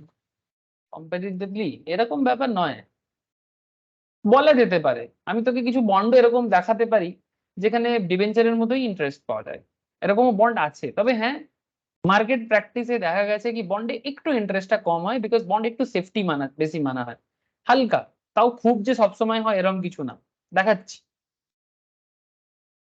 Those lending money are the creditors and therefore bond owners. Okay, अगर आप बॉन्ड कंपनी को देते हो, आप क्रेडिट ही दे रहे हो, लेकिन आप बॉन्ड ओनर कहलाओगे, ठीक है। अगर आप कंपनी में शेयर में इन्वेस्ट करते हो तो कंपनी आपको डिविडेंड देता है, एकदम बच्चा बच्चा सवाल है और उसका जवाब। कंपनी में जब हम लोग शेयर में इन्वेस्ट करते हैं, कंपनी हमें बदले में डिविडेंड देता है, कंपनी अपना प्रॉफिट का पार्ट देते हैं to its share holder when it makes profit. जब प्रॉफिट करेगा तभी देगा, बिना प्रॉफिट में नहीं दे पाएगा। इसके लिए भी लॉ है, डिविडेंड का भी लॉ है सर, कितना डिविडेंड दे सकता है, कितने साल के प्रॉफिट में दे सकता है, प्रॉफिट नहीं होगा तो क्यों नहीं दे सकता है, इसके लिए भी कंपनीज लॉ है कि कब कंपनी डिविडेंड दे पाएगा, कब नहीं दे पाएगा, इसका पूरा डिटेल्स है। आप लोगों के चैप्टर में है, मैं आगे आगे पढ़ाऊंगा। Debenture holders receive interest payments periodically. Debenture holder को पीरियडिक इंटरेस्ट मिलता है। It depends the issuing companies performance. अगर कंपनी का परफॉर्मेंस अच्छा रहता है तो एवरी ईयर या जिस हिसाब से कंपनी ने बोला उस हिसाब से हर साल उनको इंटरेस्ट एक्यूमुलेट कर दिया जाता है। हाँ, कभी कभी पेंडिंग भी हो जाता है, वो अलग बात, बट एक साथ भी मिल जाएगा फिर बाद में, बट देगा जो। Bond owners receive interest payment on an accrual basis. It does not depend on companies performance. अगर आप बॉन्ड दे रहे हो ना, अगर आप कंपनी का बॉन्ड ओन करते हो, ठीक है, किसी कंपनी को एज ए लोन बॉन्ड दिया आपने, तो आपको कंपनी का परफॉर्मेंस पे डिपेंड नहीं करना पड़ता है, आपको मिलेगा। माने ये ज्यादा सिक्योर हुआ ना सर, ये ज्यादा सिक्योर हो गया डिवेंचर से भी। डिवेंचर परफॉर्मेंस पे डिपेंड करेगा बट बॉन्ड परफॉर्मेंस पे नहीं। कंपनी खराब परफॉर्मेंस भी करे, आपका बॉन्ड एक्रू हो जाएगा, माने बॉन्ड का जो इंटरेस्ट है वो एक्रू हो जाएगा। ये बहुत बड़ा फर्क है, ये बहुत बड़ा फर्क है। Performance of shares is highly depend on market fluctuations. Yes, किसी शेयर में आपको ज्यादा मिलेगा, कम मिलेगा, क्योंकि मार्केट है सर, मार्केट में फ्लक्चुएशंस होते हैं। जैसे टाइटन का शेयर मैं दिखा रहा था आप लोगों को, ऐसे ही रैंडमली उठाया टाइटन। देखो सर, कभी टाइटन का शेयर यहां से यहां तक का अच्छा रिटर्न दिया, उसके बाद देखो धड़ाधड़ थोड़ा गिर भी गया। वो अलग बात है कि जो जानते हैं मार्केट को, टाइम पे निकलना भी जानते हैं, उस मैटर में बात नहीं करूंगा सर कि कब एग्जिट करना चाहिए शेयर होल्ड करने के बाद। ये सब शेयर मार्केट क्लास में मैं सिखाता हूँ, जो सुबह क्लास होता है मेरा, एवरी वीक 3-4 क्लास रहता है, काफी डिटेल्स में वो भी होता है कि कब शेयर छोड़ के निकलना चाहिए, कब शेयर में इंटर करना चाहिए, सीखने वाला बात है। लेकिन आपको मैं क्या बता रहा हूं सर, इसमें फ्लक्चुएशंस होते हैं मार्केट में, शेयर में फ्लक्चुएशन नजर आता है सर। फ्लक्चुएशंस बहुत सारे रीजन में हो सकता है, but performance of shares is highly dependent on market fluctuations. Debentures are risky investment as usually there is no collateral to back them up. Normally debenture के बेसिस में कोई कोलेटरल नहीं होता। कोलेटरल इन द सेंस कि जब आप company में debenture, company debenture issue किया, जब कोई इन्वेस्टर डिवेंचर सब्सक्राइब करता है, मानो किसी कंपनी ने, जैसे कि इंडिया बुल हाउसिंग ने, आपने उसको 1 लाख दे दिया, ठीक है, मानो 1000 टका करके दाम रखा था डिवेंचर का, आपने 10 डिवेंचर खरीद लिया या 100 डिवेंचर खरीद लिया। तो नॉर्मली आमतौर पे क्या होता है, डिवेंचर का कोई कोलैटरल नहीं होता। माने अगर बाई चांस कंपनी फेलियर होते हैं ना, तो आपको कंपनी के एसेट से कोई सिक्योरिटी नहीं मिलेगा। ये बाई चांस लोन है, लोन के जैसे होता है ना कि आप बैंक में लोन लेते हो, बैंक आपको बोलते हैं कि डायरेक्ट तो नहीं देंगे, आपका घर मॉर्गेज करो, तो बेसिकली बैंक आपको सिक्योर्ड लोन दे रहा है। आपका घर मॉर्गेज क्यों है कि अगर आप लोन देने में नाकाम रहोगे तो बैंक आपका घर ले लेगा। लेकिन डिवेंचर नॉर्मली ऐसा नहीं है। डिवेंचर रिस्क इसलिए है कि अगर कंपनी परफॉर्म ना कर पाए तो आपका पैसा गया।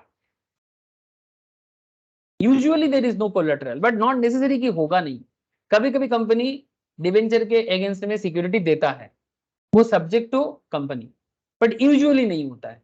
लैंग्वेज पे ध्यान देना, ठीक है। साधारण तौर पे डिवेंचर पे कोलेटरल नहीं होता है। तो फिर क्या कारण होता है, जो कोई इन्वेस्ट क्यों करेगा, कंपनी के बिजनेस रेपुटेशन पे करेगा और क्रेडिट रेटिंग पे करेगा।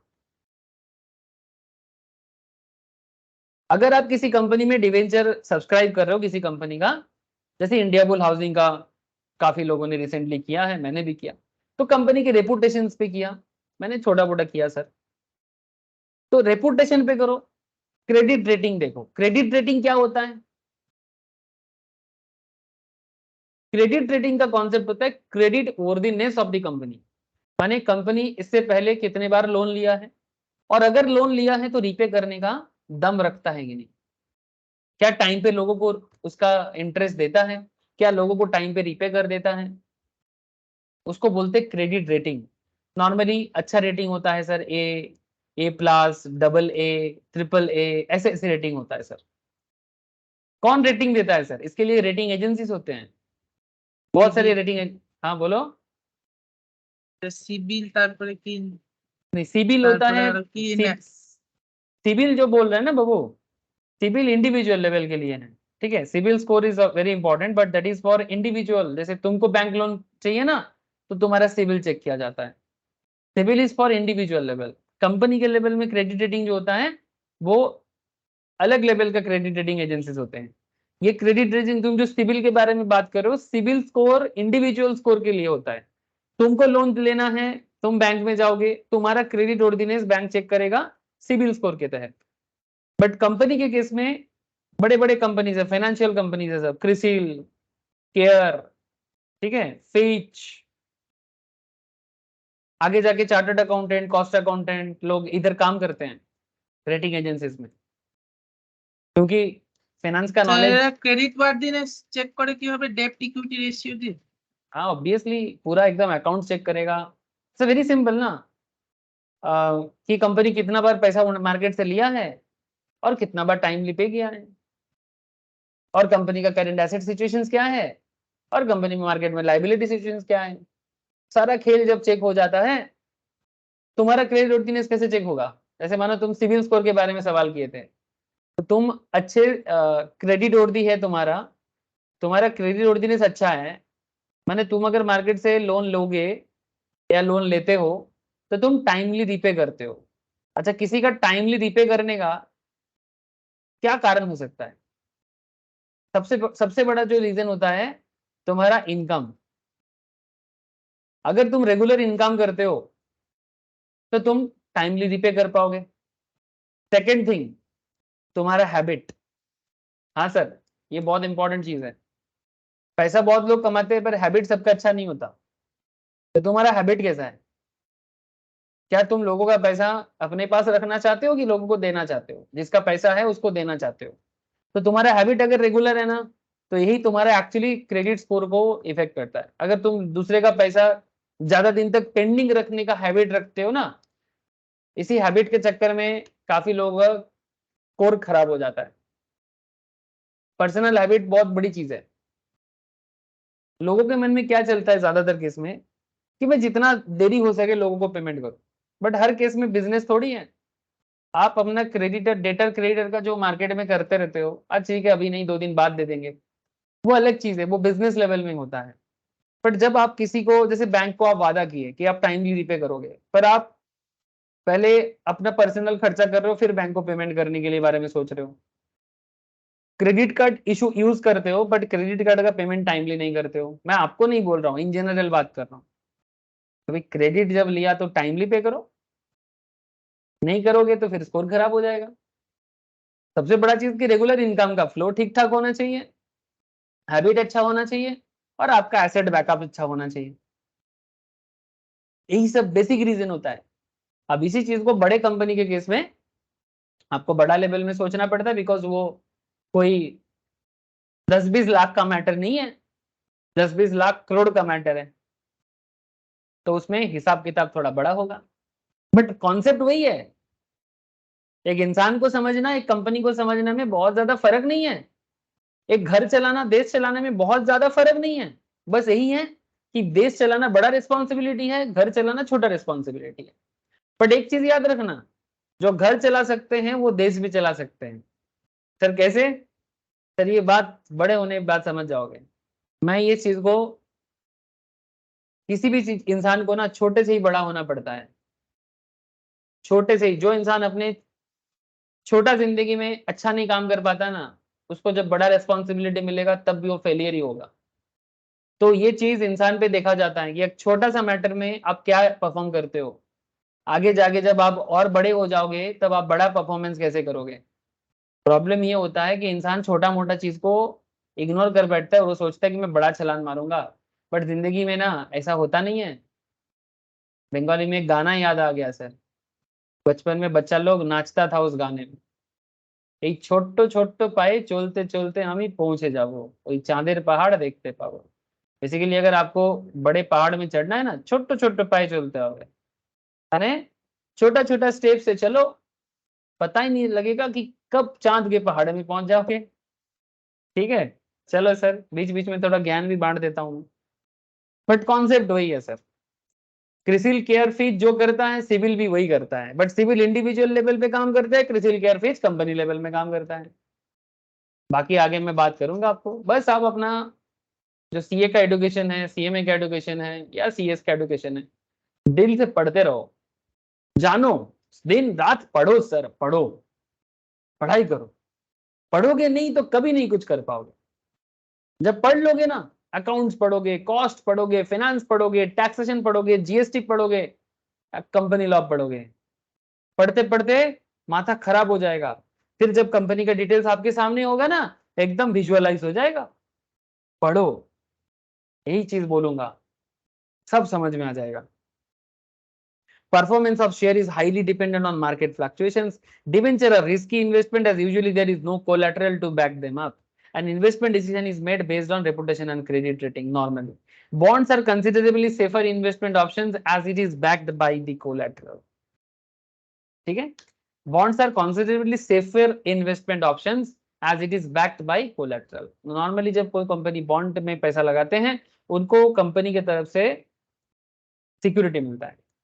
ठीक है, मैंने सिक्योर्ड होता है बॉन्ड। ठीक है, shares have high Sir, liquidity. हाँ बोलो बोलो বলছি बोलो बोलो। ডিবেঞ্চার ডিবেঞ্চার যখন ইস্যু করে তো যেটা ওই প্রসপেক্টাসটা বার করে তো ওইখানে কি মানে লিখে দেয় যে যে কোলাটারাল মানে কোনো কোলাটারাল থাকবে না? ইয়েস ইয়েস ইয়েস, প্রসপেক্টাসে সব লেখা থাকে। প্রসপেক্টাস পড়বি, আচ্ছা বুঝতে পারবি। প্রসপেক্টাস পড়বি, আমি অনেকবার বারবার বলি প্রসপেক্টাস পড়বি, খুব মন দিয়ে পড়বি, খুঁটিয়ে খুঁটিয়ে পড়বি। ওয়ারেন বাফেটের 90 বছর বয়স হয়ে গেছে, এখনো বসে বসে 1500 পাতা পড়ে ফেলে। আচ্ছা দেখো, লেখा থাকে, सब লেখা থাকে। ये रेटिंग एजेंसी के बारे में मैं बात कर रहा था, बॉन्ड का भी रेटिंग एजेंसी परफॉर्मेंस देता है। जैसे आप लोग इसका भी ट्रैकिंग आप कर सकते हो। कहाँ जाना है, जाना कहाँ, एनएसई के साइड में जाना है सर, नेशनल स्टॉक एक्सचेंज के साइड। फिर जाके मार्केट डेटा में चले जाओ। ठीक है, फिर आगे क्या होगा, कलिया कलिया आगे जाओ। यहाँ पर देखो, आपको कैटेगरी दिख रहा है ना, कैटेगरी में देखो बॉन्ड दिख रहा है। ठीक है, बॉन्ड में जाओ, फिर आपको यहाँ पर बॉन्ड का लिस्ट दिख रहा है। अरे बाबा, इसमें एनएचआई है, ये क्या है भाई, कौन है ये, रेलवे नहीं, rural electrification most probably, REC LTD, most probably rural electrification corporation limited. आप लोग चेक कर सकते हो बाद में। TCFSL, LNT finance, NTPC, NTPC मैंने नेशनल थर्मल पावर सरकारी। ठीक है, आईआईएफएल ये प्राइवेट है, IIHFL, ECL finance, Shriram finance, India bull housing. अच्छा, बॉन्ड का अलग अलग सीरीज होता है, उसका टाइप होते हैं रेगुलर, कुछ होता है टैक्स सेविंग्स वाला, माने सरकार टैक्स में छुटकारा देते हैं आपको। ठीक है, टैक्स बच जाएगा। और ये जो क्रेडिट रेटिंग के बारे में मैं बात कर रहा हूँ, ये देखो, क्रिसिल का रेटिंग है AAA, स्टेबल है। केयर का भी रेटिंग है AAA। आईएनडी बोल के एक रेटिंग एजेंसी है AAA, माने ये बॉन्ड अच्छा है। फेस वैल्यू देखो 1000 टका, लेकिन ये मार्केट में ट्रेड होता है तो प्रीमियम पे चल रहा है 1163 पर शेयर, माने पर बॉन्ड। माने जब से स्टार्ट हुआ था उसके बाद से इसमें इतना डिमांड हाई हुआ है कि अभी इसका दाम 1000 में नहीं मिलेगा। इसको लेना है तो आपको 1163 में लेना है आज के डेट में। फ्यूचर में ये कम भी हो सकता है, ज्यादा भी हो सकता है। अगर हाई डिमांडिंग बॉन्ड है तो दाम और बढ़ जाएगा, अगर थोड़ा स्लो डिमांडिंग बॉन्ड है तो इसका दाम कम हो सकता है। डिपेंड करता है मार्केट सिचुएशंस पे, क्योंकि ये मार्केट में ट्रेडेबल है। ठीक है, ये ट्रेडेबल है, जैसे शेयर का ट्रेड होता है ये भी ट्रेड होता है। नॉर्मली म्यूचुअल फंड कंपनीज का पैसा ये सब बॉन्ड के अंदर ज्यादा होता है।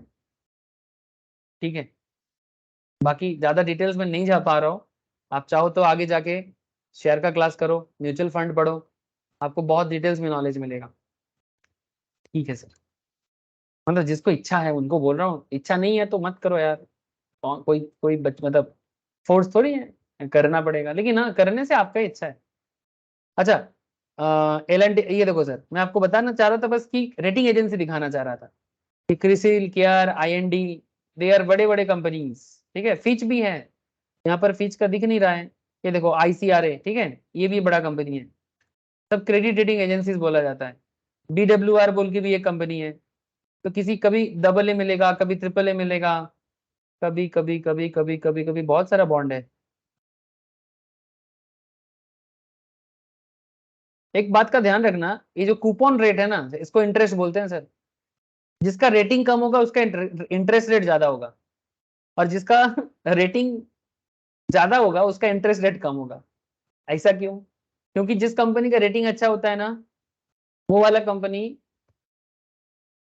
सेफ होता है, माने आप भरोसा कर सकते हो, बिजनेस पे दम है, तो तब ना वो आपको कम रिटर्न देगा, लेकिन आपका पैसा सेफ है ना, इसलिए आप उसमें ज्यादा इन्वेस्ट करोगे। लेकिन जिस कंपनी का रेटिंग खराब है थोड़ा, जैसे ये देखो AA में है, तो ये आपको 9.57 ऑफर कर रहा है, कूपन रेट माने इंटरेस्ट रेट। किसी किसी का तो और भी ज्यादा है, 10% भी रिटर्न आपको ऑफर करता होगा। ये देखो, ये देखो, कौन है, इंडिया नहीं, इंडिया नहीं, IBUCC क्रेडिट बोल के कोई कंपनी है, ये भी बॉन्ड इशू किया, 10.30% आपको रिटर्न देने का बात कर रहा है, कूपन रेट।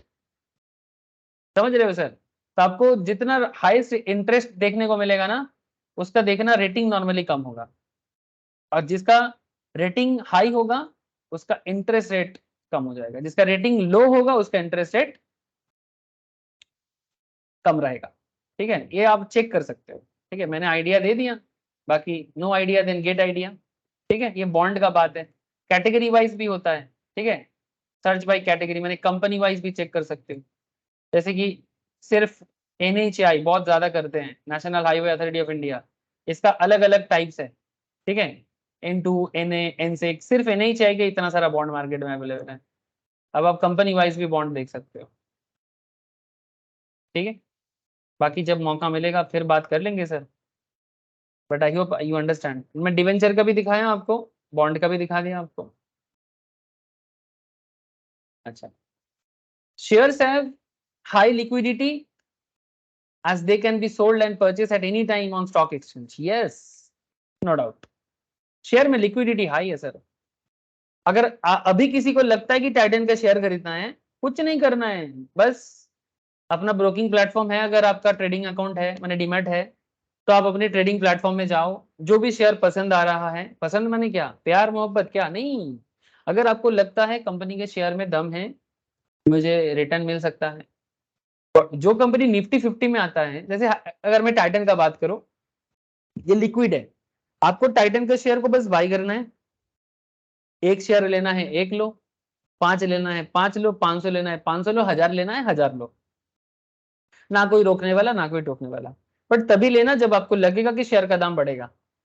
अभी 2900 चल रहा है ना, 2900, इफ यू फील कि ये शेयर अगले 10 दिनों में, लेकिन ये फीलिंग तुक्काबाजी नहीं है, इसके पीछे एनालिसिस है जो मैं अभी बात नहीं कर सकता। ठीक है, कि क्यों लेना है क्यों नहीं लेना है, ठीक है, क्यों छोड़ना है दूसरे में क्यों जाना है, वो अलग चीज है। बट इफ यू फील, आपका डायरेक्शन होता है, टेक्निकल पैरामीटर होते हैं, फंडामेंटल पैरामीटर होते हैं, क्वांटिटेटिव पैरामीटर होते हैं, 3 तरह का पैरामीटर होते हैं, अगर उस पैरामीटर सारा फिट हो जाते हैं तब आप जाके शेयर खरीद सकते हो, अदरवाइज नहीं लेना है। तो लेकिन आप चाहो तो अभी बाई कर सकते हो, कुछ दिन बाद अगर आपको लगे ना, आप सेल भी कर सकते हो। ये देखो सेल टाइटन, मैं इधर क्लिक करूंगा, बाई टाइटन।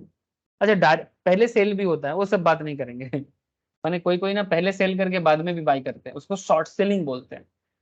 सर ऐसा कब होता है?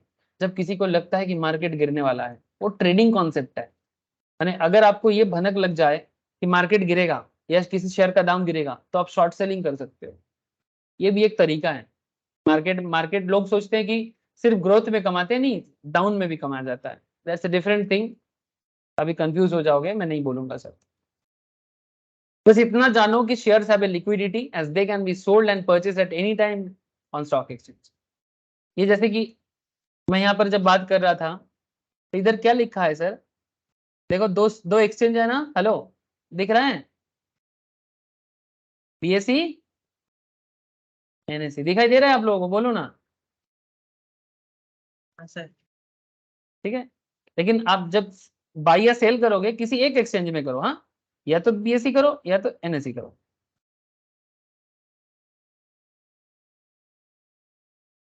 आजकल सब सॉफ्टवेयर में हो जाता है सर, कहीं जाने का जरूरत नहीं है, टेक्नोलॉजी इतना डेवलप हो गया है। अच्छा, debentures do not have much liquidity compare to shares. Share के तुलना में डिवेंचर इतना लिक्विड नहीं है। डिवेंचर सेल करना इतना आसान नहीं है, टाइम फ्रेम होते हैं 1 साल, 1.5 साल, 2 साल, ठीक है, तब जाके आप अपना डिवेंचर रिडीम कर सकते हो। लंबा समय के लिए आपका पैसा ब्लॉक हो सकता है। Bonds have the lowest liquidity as these are the long term debt. तो बॉन्ड का तो और खराब है, बॉन्ड का तो और खराब है। चलो मैं आपको बॉन्ड का दिखा देता हूँ। डिवेंचर का तो आप कंपनी के साइड में जाके चेक कर सकते हो प्रोस्पेक्टस में, बॉन्ड का तो आप हाथों हाथ देख लो, इधर ही मिल जाएगा, क्योंकि एनएससी में बॉन्ड ट्रेड होता है। लुक एट सर, लंबा समय एनएचएआई का देखो। एनएचएआई माने national highway authority of India, जो हमारे देश में हाईवे प्रोजेक्ट बनाते हैं, जिसमें हम लोग लॉन्ग ड्राइव पे चल करके निकल जाते हैं ना, हाँ, दोस्तों के साथ। अरे यार बहुत दिन हो गया, लॉन्ग ड्राइव पे चलना है, कोलाघाट में ढाबा में खाना है, जाओ घूमो, कोई दिक्कत नहीं है, आपके लिए बनाया गया है। आप लॉन्ग ड्राइव में जाओगे बोल के ही सरकार ने हाईवे बनाया। आप जाओगे नहीं तो ढाबा वाले खोलेगा नहीं ना, तो ढाबा नहीं चलेगा तो फिर ढाबा का भी बिजनेस नहीं चलेगा। लेकिन उसके लिए हाईवे को डेवलप करना पड़ता है। अगर मानो हाईवे में, जैसे अगर आप लोगों को शायद नहीं पता होगा, आप लोग काफी छोटे हो अभी, 1999 में, 99 में, मुझे याद है सर, मैं तब हॉस्टल में रहता था, तो 99 2000 के समय में, तो अटल बिहारी वाजपेयी जी का जमाना था, ठीक है। अटल बिहारी तब हमारे देश में बीजेपी लेड, एनडीए लेड, मैंने बीजेपी लेड गवर्नमेंट था। उस टाइम पे देश में हाईवे को डेवलप करने का सरकार की तरफ से बहुत बड़ा जिम्मेदारी लिया गया, और उसी समय में एनएचएआई का परफॉर्मेंस लेवल और बेहतर हुआ, और देश में जो नेशनल हाईवेज हैं उसको बड़ा करना था। नहीं तो कोलकाता से खड़गपुर जाने के लिए 3 दिन समय लग जाता था, माने to complete the 150 kilometre distance 3 दिन, कभी कभी तो 4 दिन लग जाता था सर। ज्यादा पुराना बात नहीं कर रहा हूँ, 2000 का बात कर रहा हूँ। क्योंकि कोलाघाट बोल के एक नदी आता है, मतलब एक जगह आता है नदी के ऊपर, कोलाघाट ब्रिज में, अगर ब्रिज में खराब हो जाए ना कुछ भी, बस दोनों साइड बंद बंद, फिर ट्रक लगा के, बस लगा के, वहीं पर खाओ बैठो सोए जाओ। लेकिन सड़क बड़ा हुआ, ब्रिज बना, हाईवे चौड़ा हुआ, अभी आप कोलकाता से खड़गपुर 2 घंटा में पहुंच जाते हो, अगर 3 घंटा, ठीक है। लेकिन इसके पीछे एनएचएआई का मेहनत तो देखो, और उसके लिए उसको पैसा चाहिए। देखो सर, जड़ देखो, आपका लॉन्ग ड्राइव पे चल के साथ एनएचएआई का बॉन्ड का बहुत बड़ा कनेक्शन है। एनएचएआई अगर पैसा नहीं मार्केट से जुगाड़ करता तो रोड कैसे बनाता, क्योंकि रोड बनाने के लिए दे नीड ए लोन। तो आप वो क्या किया, बॉन्ड इशू किया मार्केट में। अब बॉन्ड इशू किया तो पब्लिक उनका बॉन्ड परचेस किया। जैसे कि ये जो बॉन्ड चल रहा है N2 सीरीज का, ये 2027 में जाके मैच्योर करेगा, कोई बॉन्ड 2031 में जाके मैच्योर करेगा। आप लोग तब थोड़ा सा, मतलब आप लोग तब एकदम जॉब लेवल में ऊंचाई में रहोगे। 2029, 2031, 29, 26, 24, लॉन्ग टाइम ना सर, समय लगता है, मैच्योरिटी डेट समय लगता है। बॉन्ड में इन्वेस्ट करना है, लॉन्ग टर्म के लिए करो, सेफ है, अच्छा है, बट पहले जानो समझो। अच्छा, shares do not have any credit rating. Share का क्रेडिट रेटिंग नहीं होता है सर, कि कंपनी आपको शेयर का रिटर्न देगा कि नहीं देगा, इसका कोई गारंटी नहीं है। If you understand the business, if you know the Titan, if you know the Tata Motors, if you know about Reliance, if you know about TCS, if you know Infosys, then only go for it. If you don't know about them, if you don't know and don't understand their business, no idea, then don't go for it. Knowledge नहीं है, share पे बिल्कुल ना जाओ, because इसका कोई credit rating नहीं होता है। मैंने कंपनी में शेयर में पैसा लगाया, कंपनी रिटर्न देगा कि नहीं देगा, इसका कोई गारंटी नहीं है, और ये गारंटी सिर्फ बिजनेस नॉलेज से आता है। बिकॉज शेयर में पैसा लगाना कोई तुक्काबाजी नहीं है, बिजनेस एनालिसिस है। और बिजनेस एनालिसिस तो सर फुचका वाला का भी बिजनेस चलेगा कि नहीं चलेगा, ये भी समय के बाद मतलब बात होता है। आपके घर के बगल में कोई ग्रोसरी स्टोर चलेगा कि नहीं चलेगा, ये भी एक अनसर्टेनिटी है। Because business is always an adventure. किसका चलेगा किसका नहीं चलेगा ये तो कोई नहीं बता सकता। आज चल रहा है कल ना भी चल सकता है, बिकॉज एंटरप्रेन्योरशिप स्किल्स है। तो बिजनेस के बारे में, शेयर के बारे में कोई क्रेडिट रेटिंग देना पॉसिबल नहीं है, और इसीलिए शेयर का नेचर ही होता है ट्रू ओनर वाला। तो क्रेडिट रेटिंग का उम्मीद ही ना करें, ठीक है। जैसे वो एक गाना, फिर से गाना याद आ गया, वो एक शिव भगवान का एक गाना बनाया किसी सिंगर ने, आप लोग सुने हो कि नहीं आई डोंट नो, बड़ा फनी स्टाइल में बनाया। ये हमारे देश में होता है सर। और भोले बाबा नहीं, भोला बाबा दे दे नोट छप्पड़ की मशीन। आप लोग सुना गाना ये वाला? हाँ, अरे तो सुना है कि नहीं बताना सर।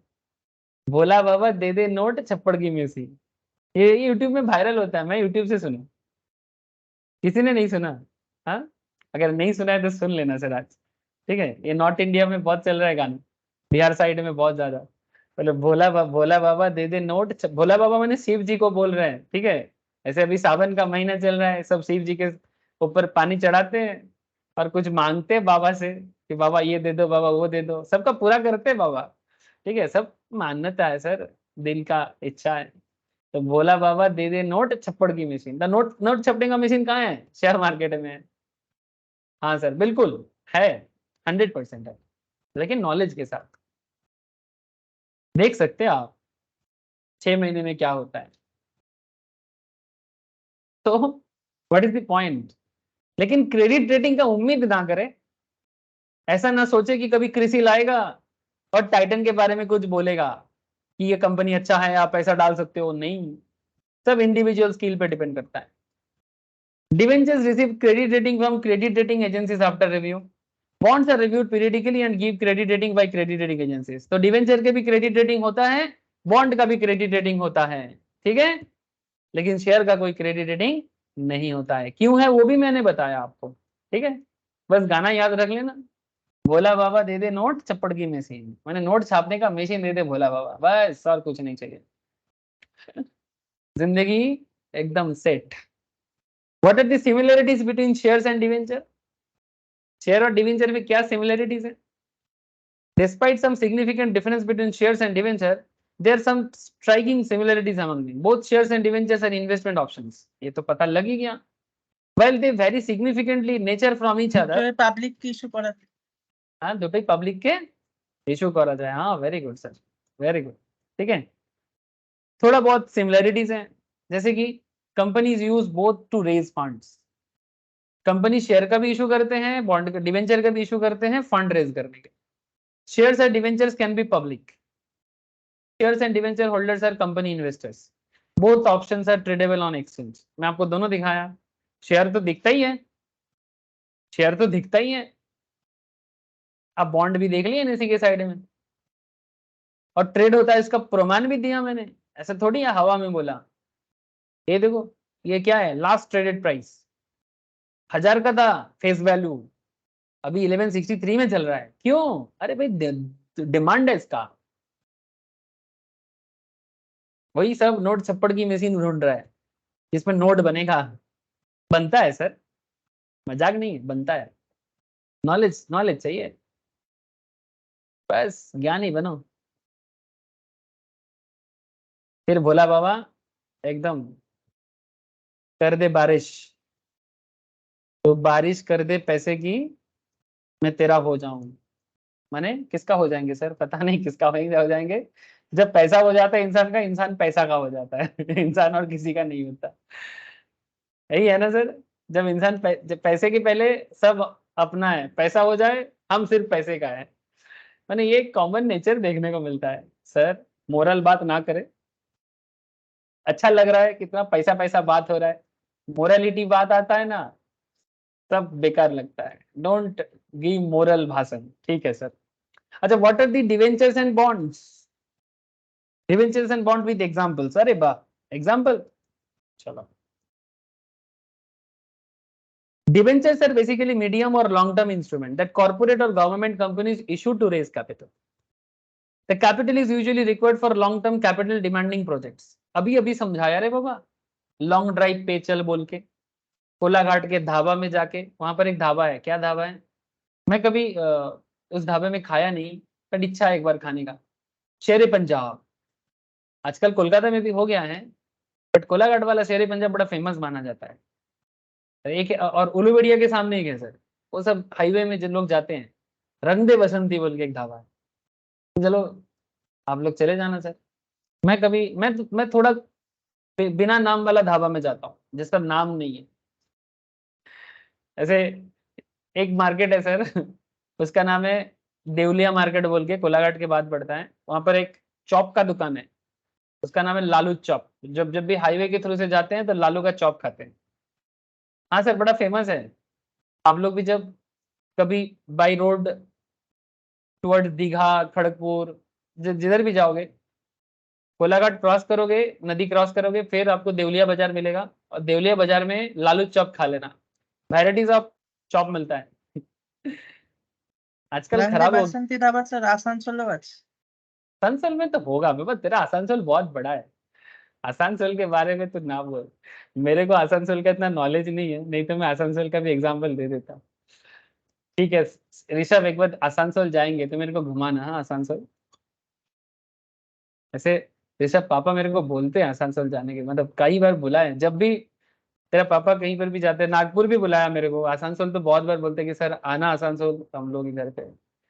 कभी चले जाएंगे ऋषभ, तू कुछ अच्छा कर ले जल्दी जल्दी, मेरा भी थोड़ा प्रेस्टीज हो जाएगा বুঝে গেছিস আমি কি বলেছি, ঠিক আছে। আচ্ছা, debentures are basically medium or long term instrument that corporate or government companies issue to raise capital. Capital is usually required for long term capital demanding projects. क्यों जरूरत है मैं बताया आपको, ठीक है। There is usually no collateral debenture के case में, बट हो सकता है, ऐसा नहीं कि नहीं होता है। कोलैटरल समझ गए ना, कि अगर आपने कंपनी को डिवेंचर दिया, कंपनी अगर आपको बदले में कोई सिक्योरिटी देता है तो उसे कोलैटरल बोलते हैं। सिक्योरिटी क्या है, कि अगर कंपनी कभी फेलियर हो जाते हैं तो कंपनी का कोई एसेट बेच के आपका लोन का पैसा रिपे किया जाएगा, जिसे कोलैटरल कहते हैं। ठीक जैसे जब हम लोग घर का लोन लेते हैं तो बैंक हमें बोलता है कि ठीक है आपको लोन दे देंगे, पर आपका जमीन जो है वो मॉर्गेज रखिए, उसको बोलते हैं कोलैटरल। जिसको कोलैटरल का मतलब नहीं पता उनको बताया मैंने, इट्स जस्ट अ कोलैटरल, ये एक सिक्योरिटी मॉर्गेज, ठीक है। तो एग्जैक्टली जब पब्लिक कंपनी को लोन प्रोवाइड करते हैं तब उस केस में भी अगर कोलैटरल होता है तो उसका मतलब यही होता है कि कंपनी फेलियरिटी पे, कंपनी बंद हो जाने के टाइम पे अपना एसेट बेच के दे सकता है पैसा। पर डिबेंचर के केस में कोलैटरल जनरली नहीं होता है। And investors rely on borrowers credit rating and reputation. Investor earn through interest payment. Investor कैसे कमाते हैं, इंटरेस्ट के थ्रू से कमाते हैं, नॉर्मली 10% 12% तो होता ही है। अच्छा, here is an example to help you understand what is a debenture and how is interest computation works. अरे भाई ये तो बहुत सिंपल सी बात है। सपोज ए कंपनी इशूड 2,40,000 डिवेंचर्स, अरे वाह, 2,40,000 डिवेंचर एट ए 4% कूपन रेट। मैं अभी अभी आपको वही दिखा रहा था, कूपन रेट चिल्ला रहा था, आप देख लो, ये बॉन्ड का है वो डिवेंचर का है, एक ही है, ज्यादा फर्क तो है नहीं, जितना बेसिक डिफरेंस है आपने पता चल गया आपको। तो 4% कूपन रेट बने interest rate, interest rate. Formula for calculating interest payment is, चलो देखते हैं क्या फॉर्मूला ये लोग बता रहे हैं।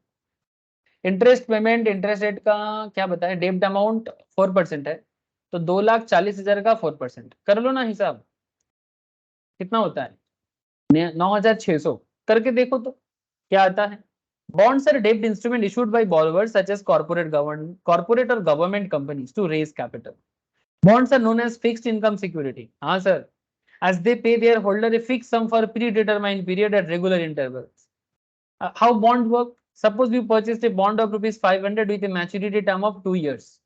ठीक है, सपोज आप एक बॉन्ड ले रहे हो, 500 टका का बॉन्ड है, दोनों का फर्क देखो, इधर 2,40,000 का आपने कंपनी को डिवेंचर दिया, कंपनी आपको 4% का क्या दिया रे, 4% का इंटरेस्ट दिया, तो आपको कितना मिल गया, 9,600 टका एक साल में मिला, ठीक है। लेकिन अब बॉन्ड इशू हो रहा है, लेकिन बॉन्ड में देखो, जैसे यहां पर बॉन्ड देखो 1,000 टका बॉन्ड, ठीक है, लेकिन अगर आज के रेट में लेना है दाम बढ़ गया है, ट्रेड हो रहा है, अब आपको एट ए टाइम 2,40,000 डायरेक्टली नहीं बोल रहा है, आपको बोल रहे हैं बॉन्ड 500 टका का बॉन्ड है। हाँ ऑब्वियस बात है, आप एक बॉन्ड तो नहीं लोगे, है ना, बट ले सकते हो, लेकिन कंपनी का भी कुछ अपना होता है।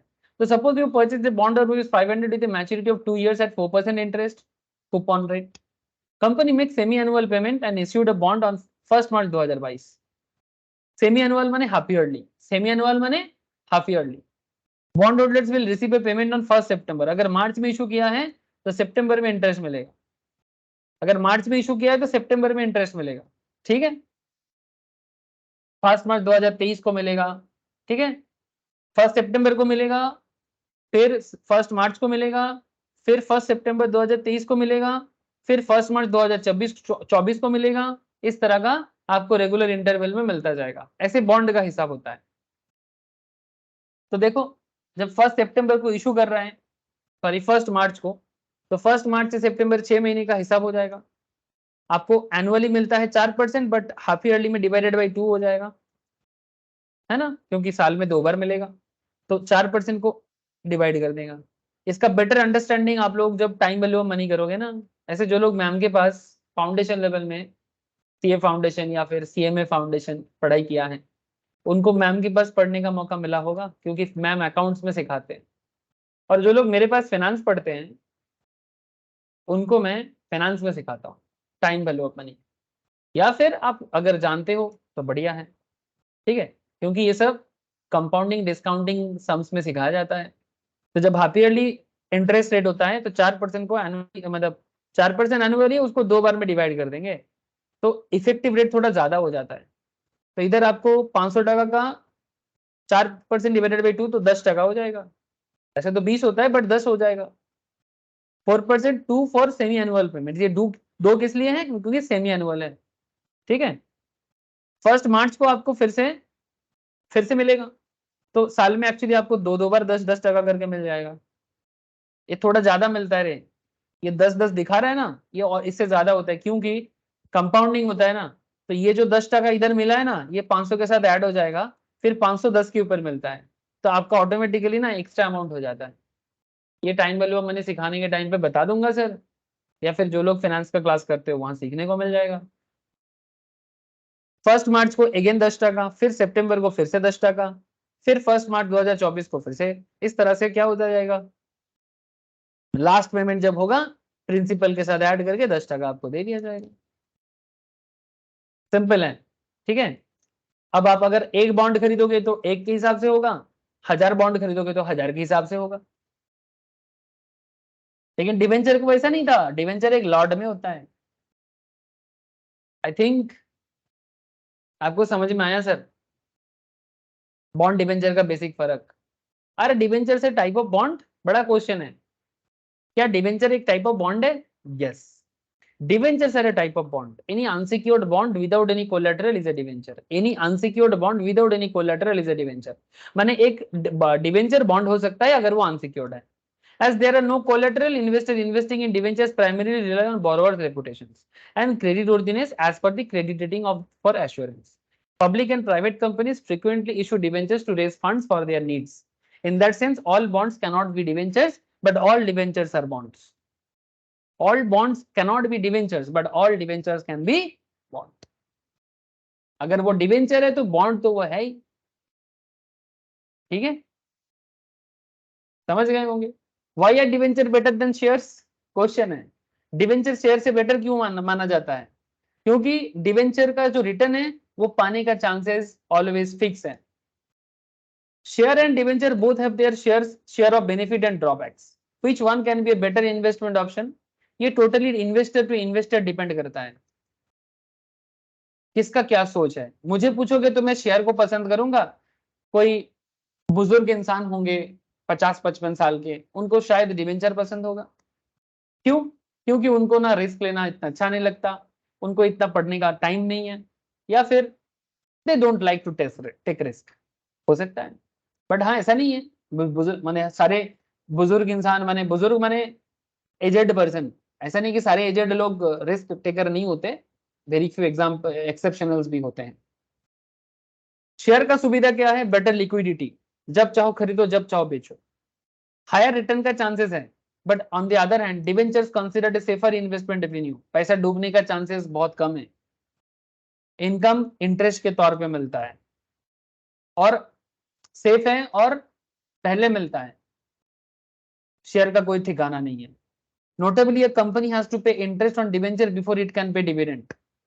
पहले मिलता है मतलब क्या कि जब कंपनी दोनों, मानो कि कंपनी ने शेयर भी इशू किया, कंपनी ने डिवेंचर भी इशू किया, मानो कंपनी ने टोटल 800 लाख इन्वेस्ट इशू किया मार्केट में, 400 लाख शेयर के लिए, 400 लाख डिवेंचर के थ्रू से, तो डिवेंचर होल्डर अलग अलग है, डिवेंचर होल्डर भी अलग है, शेयर होल्डर अलग है। किसको पैसा जल्दी मिलेगा? बोलो सर, किसको कंपनी जल्दी रिटर्न पे करेगा? जल्दी माने ना सर, डिवेंचर। कंपनी को सबसे पहले इंटरेस्ट पे करना पड़ता है, बाद में बचे तो डिविडेंड, नहीं तो नहीं। Debenture holder hold an advantage in this one scenario, ये बहुत फेमस एडवांटेज है। If A company goes bankrupt it will surely pay the debenture holder first and then the shareholder. But अगर आपको वही भोले बाबा दे दे नोट छप्पड़ की मशीन, तो फिर share market ही आपको नोट छापने का मशीन दे सकता है। बट ऐसा नहीं कि डिवेंचर में कमाई नहीं है, बट एक डिसिप्लिन इनकम है, ठीक है, एक मॉडरेट लेवल इनकम है, और आपको पता लग ही गया कि क्या सुविधा है और क्या असुविधा, ठीक है। Debenture, shares and bonds are all different avenues for investment. You should choose your option based on your investment goal. Risk appetite means risk लेने का क्षमता, and investment knowledge, ठीक है, investment horizon. Determine investment objective, analysis the risk profile, conduct through market research and choose a suitable investment avenue. ठीक है, knowledge gather करो, आपको पता लग जाएगा कि आपके लिए बेटर क्या है। इवन अगर आप शेयर डिवेंचर के नॉलेज ले लेते हो ना, शेयर डिवेंचर एंड बॉन्ड का नॉलेज ले लेते हो, तो टीवी में जब म्यूचुअल फंड सही है बोल के ऐड देता है ना, तो ऐड का भी मतलब समझ जाओगे। एक्चुअली म्यूचुअल फंड क्या करता है, आपका पैसा, हमारा पैसा, दुनिया का पैसा जुगाड़ करते हैं, कुछ पैसा शेयर में लगाते हैं, कुछ डिवेंचर में लगाते हैं, कुछ बॉन्ड में लगाते हैं, और फिर जाके एक मॉडरेट रिटर्न 15-16% देने का वादा करता है। देता है, बिल्कुल देता है, बट अलग अलग फंड्स होते हैं, उसको समझना है तो शेयर का नॉलेज, डिवेंचर का नॉलेज, बॉन्ड का नॉलेज लेना पड़ेगा। सर ये तो हो गया इन्वेस्टमेंट वाइज बातें, लॉ तो बताए नहीं आज। हाँ सर, आज मैंने लॉ नहीं बताया। सर लॉ रोज बताता हूँ, आज इसलिए लॉ नहीं बताया क्योंकि मुझे आज आपको ना एकदम एक छोटा बच्चा का नॉलेज देना था। छोटा बच्चा ये सवाल कर सकता है, तो मुझे लगा कि क्यों ना मैं शेयर डिवेंचर के बारे में और बॉन्ड के बारे में, थोड़ा बहुत लैक ऑफ नॉलेज है, तो मुझे लगा कि आज इसके बारे में बात कर लेते हैं, और मैं काफी डिटेल्स में बात करने का कोशिश किया। तो फिर सुविधा क्या होगा, next class that is next Friday हम लोग ना और कोई आइडिया नहीं देंगे, सिर्फ लॉ का बात करेंगे। क्या लॉ में बात क्या होगा, एक्चुअली मैंने बहुत सारा बात इसलिए कह दिया क्योंकि ये जो इंट्रोडक्शन है ना, इंट्रोडक्शन में पहले ये सब बात कहा गया है सर। शेयर कैपिटल, अब आगे जाके मैं शेयर कैपिटल का टाइप्स बताऊंगा, डिवेंचर का टाइप्स बताऊंगा, कौन से सेक्शन में क्या कहा गया है उसके बारे में बात करूंगा, वोटिंग के बारे में बात करूंगा, ठीक है, मजा आएगा सर। लेकिन लॉ का बात नेक्स्ट क्लास। কি হয়েছে বলো? বলছি মিউচুয়াল ফান্ডটাই সবথেকে এফেক্টিভ সোর্স না, মানে ওইটাতে মানে সব জায়গায় লাগে, মানে যদি শেয়ারে কাজও না করলো তো ইন্টারেস্ট পাবে বা কমোডিটি মার্কেট, মানে যদি কেউ এফেক্টিভ বলতো এটাই না। ব্যাপারটা এরকম নয়, ম্যান টু ম্যান ভ্যারি করে। এক্ষুনি বললাম আমি কি ইনভেস্টর নিজের নিজের নলেজের উপরে কাজ করে চলে, ঠিক আছে। এবারে এখানে ফ্যাক্টরটা হচ্ছে কি তুই মিউচুয়াল ফান্ড পছন্দ, নর্মালি মিউচুয়াল ফান্ড লোকে কেন পছন্দ করে, বিকজ মিউচুয়াল ফান্ডে আমি সবগুলো পেয়ে যাই, ঠিক আছে। তো যদি আমার মার্কেটে শেয়ারের ব্যাপারে তো মানে আমার বুঝতে অসুবিধা হয়, আমি অত ডিভেঞ্চারটাও ডিটেলসে বুঝি না, বাট আমি চাইছি একটা মডারেট রিটার্ন, 15% 16% পেয়ে যাবো, আমার কোনো 100-200% চাই না। তো সেক্ষেত্রে মিউচুয়াল ফান্ড খুব ভালো হয়, যদি ভালো ফান্ড কেউ চুজ করতে পারে, টাইমে চুজ করতে হবে, এখানেও টাইমিংস এর ব্যাপার থাকে। যদি টাইমে চুজ করতে পারে তাহলে একটা স্ট্যান্ডার্ড রিটার্ন মিউচুয়াল ফান্ড দেয়। আমাকে যদি জিজ্ঞেস করিস আমি কি পছন্দ করি, তাহলে আমি বেশি শেয়ার পছন্দ করি। আমি কোম্পানি অ্যানালিসিস করতে ভালোবাসি, রিসার্চ করতে ভালোবাসি, এটা আমার ব্যক্তিগত কথা বলছি। বাট তার মানে এটা নয় কি আমার মতো সবাই হবে, ঠিক আছে? আমি দেখ আমার প্রফেশনের জন্য আমার একটু সুবিধা হয়, আর যেহেতু एज ए टीचर কাজ করি, तो ফলে কি হয় না, अच्छा हिंदी में बोल देते हैं कि मेरे को क्या सुविधा होता है, मैं पढ़ाने के लिए बहुत सारी चीजें ऐसे ही पढ़ता रहता हूँ क्योंकि आप लोगों को शेयर करना है, तो इसलिए मुझे ना रिसर्च करने का थोड़ा मेरा आदत है, तो मुझे कोई बोलता है तो मैं शेयर में बात कर लेता हूँ, शेयर में बात करें यार लेकिन नॉट नेसेसरी कि सबको शेयर के पीछे पड़ना है। तो in that case mutual funds क्या होता है ना, एक आपको बैलेंस करता है, ठीक है? तो दैट इज वाई ऋषभ जो बोल रहे हैं एक तरह से सही है कि सब में म्यूचुअल फंड क्या सबसे बेहतर है, हाँ आप बोल सकते हो, क्योंकि म्यूचुअल फंड हर तरह को देखता है, क्योंकि उसमें डिवेंचर, शेयर, बॉन्ड, हर तरह का कॉन्सेप्ट मिक्स करके आपका रिस्क कंट्रोल हो जाता है। दैट इज द रीजन लोग म्यूचुअल फंड के बारे में जानना चाहता है। मैंने रिसेंटली म्यूचुअल फंड का एक बैच कंप्लीट करवाया और म्यूचुअल फंड का एक स्टूडेंट अच्छा रिजल्ट भी किया, मतलब शेयर मार्केट का जो सेबी का एग्जाम होता है उसमें आउट ऑफ 193 लाया सर म्यूचुअल फंड में। अच्छा स्टूडेंट है, ऐसे सीएस का स्टूडेंट है, तो आप लोग भी कर सकते हो, मैंने शेयर एनआईएसएम ये सब सीख सकते हो और एग्जाम भी दे सकते हो, सेबी का लाइसेंस भी मिलता है, सबसे बड़ा चीज नॉलेज मिलता है जो एक्चुअली आपको आपका जो डेली लाइफ नॉलेज है ना उसको काफी एनहांस कर देता है। मैंने एक्चुअली क्या है ना, मैं हर किसी को बोलता रहता हूँ कि आप लोग शेयर में आ जाओ, म्यूचुअल फंड में आ जाओ। क्यों बोलता हूँ? क्योंकि आप लॉ पढ़ोगे, आप टैक्स पढ़ोगे, हर जगह में आपको ये सब बात करना पड़ेगा, हर जगह में। तो आप जब लॉ टैक्स पढ़ते हो तो उस टाइम पे आपको ना प्रैक्टिकल फीलिंग्स होना से अच्छा होता है, तो आपका पढ़ाई काफी आसान हो जाता है। बाकी लोग किताबी बात सोच के रट्टा लगाता रहेगा, लेकिन अगर आप प्रैक्टिकली करोगे आप काफी अहेड रहोगे। बट बाकी ऋषभ सही बोला, ठीक है सर। আর কিছু বলবি ঋষভ? বল। না স্যার আমি জিজ্ঞেস করছিলাম। না না ঠিক বলেছিস, यू आर राइट।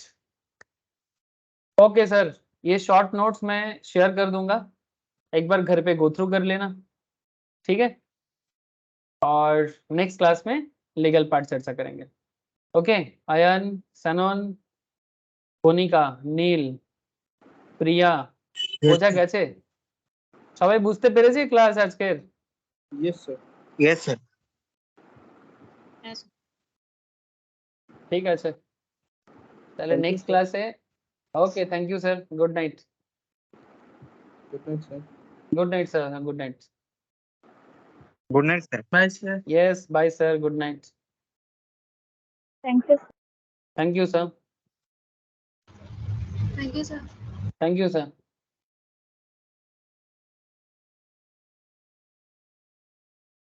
या बाबा दे नए नोट छप्पड़ की सबको बजा दी।